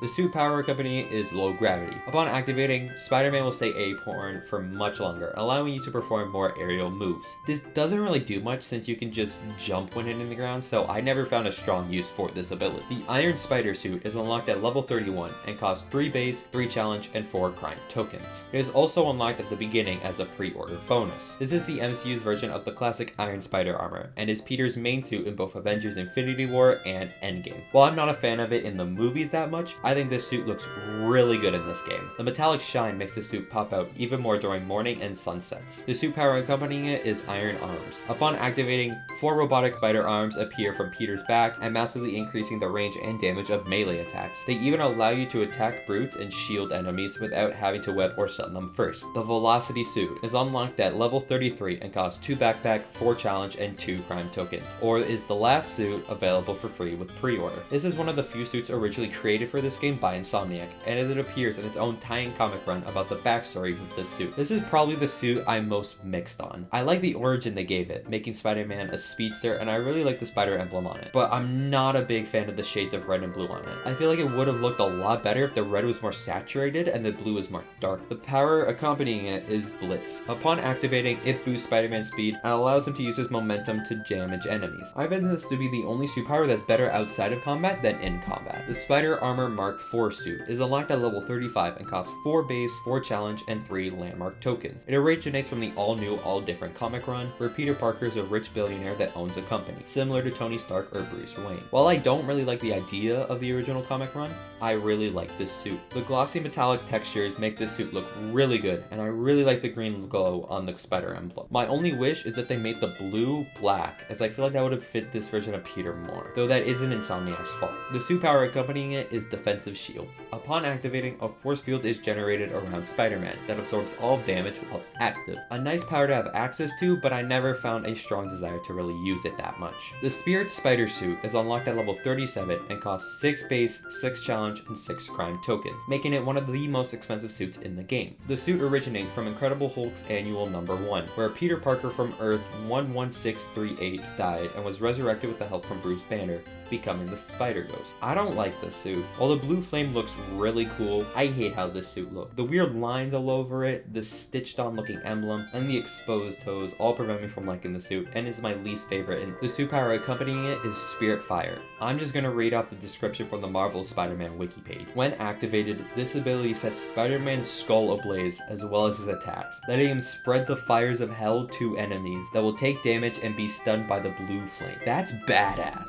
The Spider-Man 2099 white suit is unlocked at level 39 and costs 4 base, 4 challenge, and 4 crime tokens. It originates from Spider-Man 2099 Volume 3 #1, released in October 2015, and was a gift from Peter to Miguel during the all-new, all-different era. I already love the 2099 black suit, and to see it get even better, this suit just looks incredible. I love the contrast between the sharp red edges of the emblem and the bone white and gray of the suit. It looks so nice and is more intimidating than the original 2099 suit in my opinion. The suit power accompanying it is Concussion Strike. Upon activating, every time you make contact with an enemy, a concussive blast will shoot out, sending them flying and dealing a lot of damage. It's essentially just the concussive webs with more damage. Are pretty useful for crimes on rooftops, but not all that necessary. The Vintage Comic Book suit is unlocked at level 41 and costs 4 backpack, 4 challenge, and 4 crime tokens. This suit was created by Insomniac based on the look of the comics from the 60s to the 80s. I love this suit. The bold outline, the bright red, and the black and blue mix looks fantastic. I only wish this suit looked more like the suit on the very first Amazing Fantasy Spider-Man comic cover, instead of just the classic suit remodeled. The suit power accompanying it is Quips. Upon activating, Spider-Man will quip at the enemies, causing them to stagger slightly. It is also the fastest power to recharge. Despite applying no combat advantage, I still really like this power. It's fun.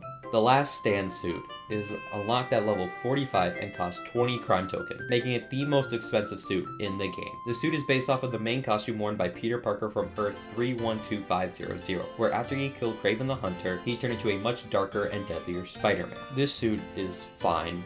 Looks a little basic in-game, but still comic accurate. I really don't have any strong opinions on this suit. The superpower accompanying it is Unrelenting Fury. Upon activating, it allows Spider-Man to attack any enemy without having to stun or web them first, including brutes and shielded enemies. This is very useful for dealing damage with these types of enemies, but I'd prefer other powers that hit all enemies at once instead of just one. The Anti-Ox suit is unlocked after completing the last story mission, Pax in Bello. This suit is an armored version of the advanced suit with the same materials as Otto's arms in the game. I really like how this suit looks. With the bright yellow glow and the black pleatings, this suit looks amazing. The superpower accompanying it is Resupply. Upon activating, your currently selected gadget will replenish ammo for it. This can be really handy during boss fights, since there aren't many options to regenerate your web ammo, but I didn't find it to be all that useful during crime. The Homemade suit is unlocked after collecting every backpack in the game. The suit originates from the MCU and is Peter's first suit before given the Stark suit in Captain America Civil War. While I do really like how this suit looks, and I'm a sucker for suits with regular clothing, I feel like the proportions really don't fit this costume. I think it's all because of how it looks more natural in MCU Peter than Insomniac Peter, which makes sense, it was made for that Peter, though I still like using it from time to time in this game. From here on out, with the exception of one suit, every single one does not come with an accompanying suit power, so we're gonna go through these relatively quickly.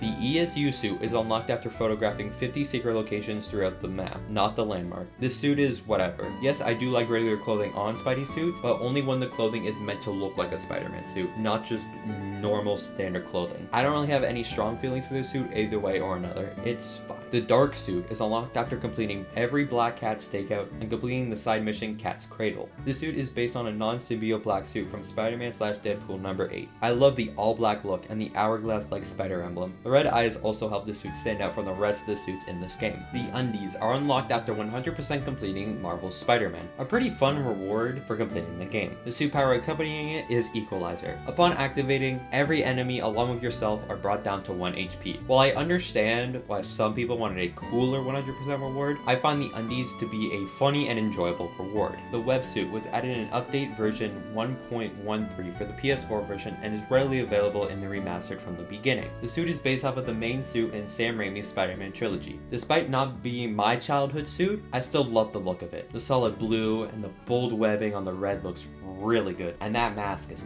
perfect. The Bombastic Bagman suit was added in update version 1.14 for the PS4 version and is readily available in the remastered version. The suit originates from Amazing Spider-Man number 258, where after helping him remove the symbiote suit, the Human Torch gives Peter an old Fantastic Four suit and a paper bag to wear. While I don't use the suit often in this game, I'm still really glad Insomniac included it. I really like the look of the Fantastic Four suit contrasted with the paper bag. I only wish the Kick Me sticky note was on the back of it. The Future Foundation suit was also added in update version 1.14 for the PS4 version and is readily available in the remastered version. This suit originates from the Future Foundation comic run, where Spider-Man joins the Fantastic Four after the death of the Human Torch. I really like the sharp contrast with the black and white elements and the shape of the eyes, giving Spider-Man a much more aggressive look, fitting the comic run. My only problem is that the reflective eyes really should have been all black, similar to the look in the comics. I mean, it just looks so much better this way. The upgraded suit was added in update version 1.16 for the PS4 version and is readily available in the remastered one. The suit is based off of the look Peter had in the final battle of Spider-Man Far From Home. This suit design made me fall in love with red and black Spider-Man suits. The black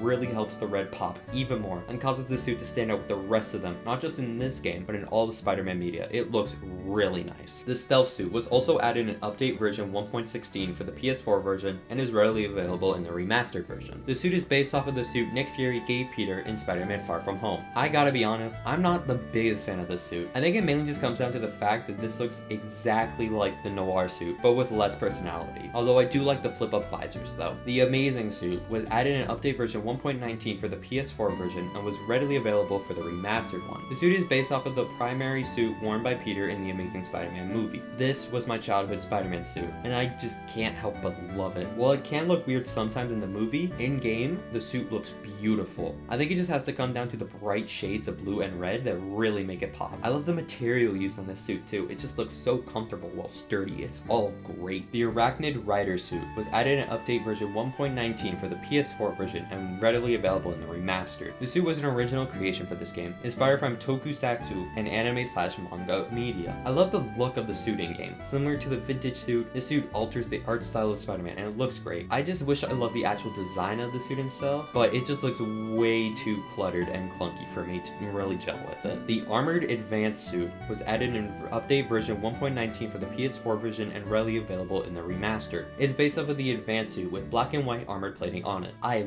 love this suit. I really like white colored superhero suits, and this one just slaps. I like using it in the after the story mission Out of the Frying Pan. I just feel like it fits so well in that part of the game. These next two suits are both remastered version exclusives. The hybrid suit and the black and gold suit are both from Spider-Man No Way Home. I really like the look of both of these suits. They look like they've been ripped right out of the movie with some nice additions to the game. I really enjoy using them. And that was Marvel's Spider-Man. Truly one of my favorite games of all time. What? Oh, this game has DLC.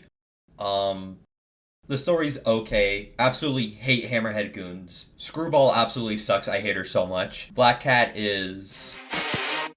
I really like a lot of the suits introduced, like the Iron Spider suit and the Into the Spider-Verse suit. Overall, 5 out of 10, too much water. And that was Marvel's Spider-Man. Truly one of my favorite games of all time. I love every single aspect about this game. The swinging mechanics are so fluid, yet so enjoyable to pull out. The combat feels smooth and silky, but still full of depth. The characters, they're so likable and interesting, and you just want them to all succeed. The graphics look fantastic, especially on the remastered version. Those sunrises and sunset look beautiful, and the night sky, oh, it just looks so good. The game balances so many different mechanics without it ever getting repetitive or boring. Every single aspect about this game is just truly phenomenal. I do not understand how they were able to pull it off with such little time they had. I, like many people, adore Spider-Man. If you were to ask me what my favorite piece of Spider-Man media would be, I would say either the Across the Spider-Verse movies or this game. This does a phenomenal job representing both Peter and his entire history. I am so surprised that they were able to make such a brilliant, masterful, respectful game that I'm sure Stanley would have been proud of. I truly consider this one of my personal favorite games of all time, as every single thing I truly adore. I go back and replay this game every single year. I enjoy every little bit of it. I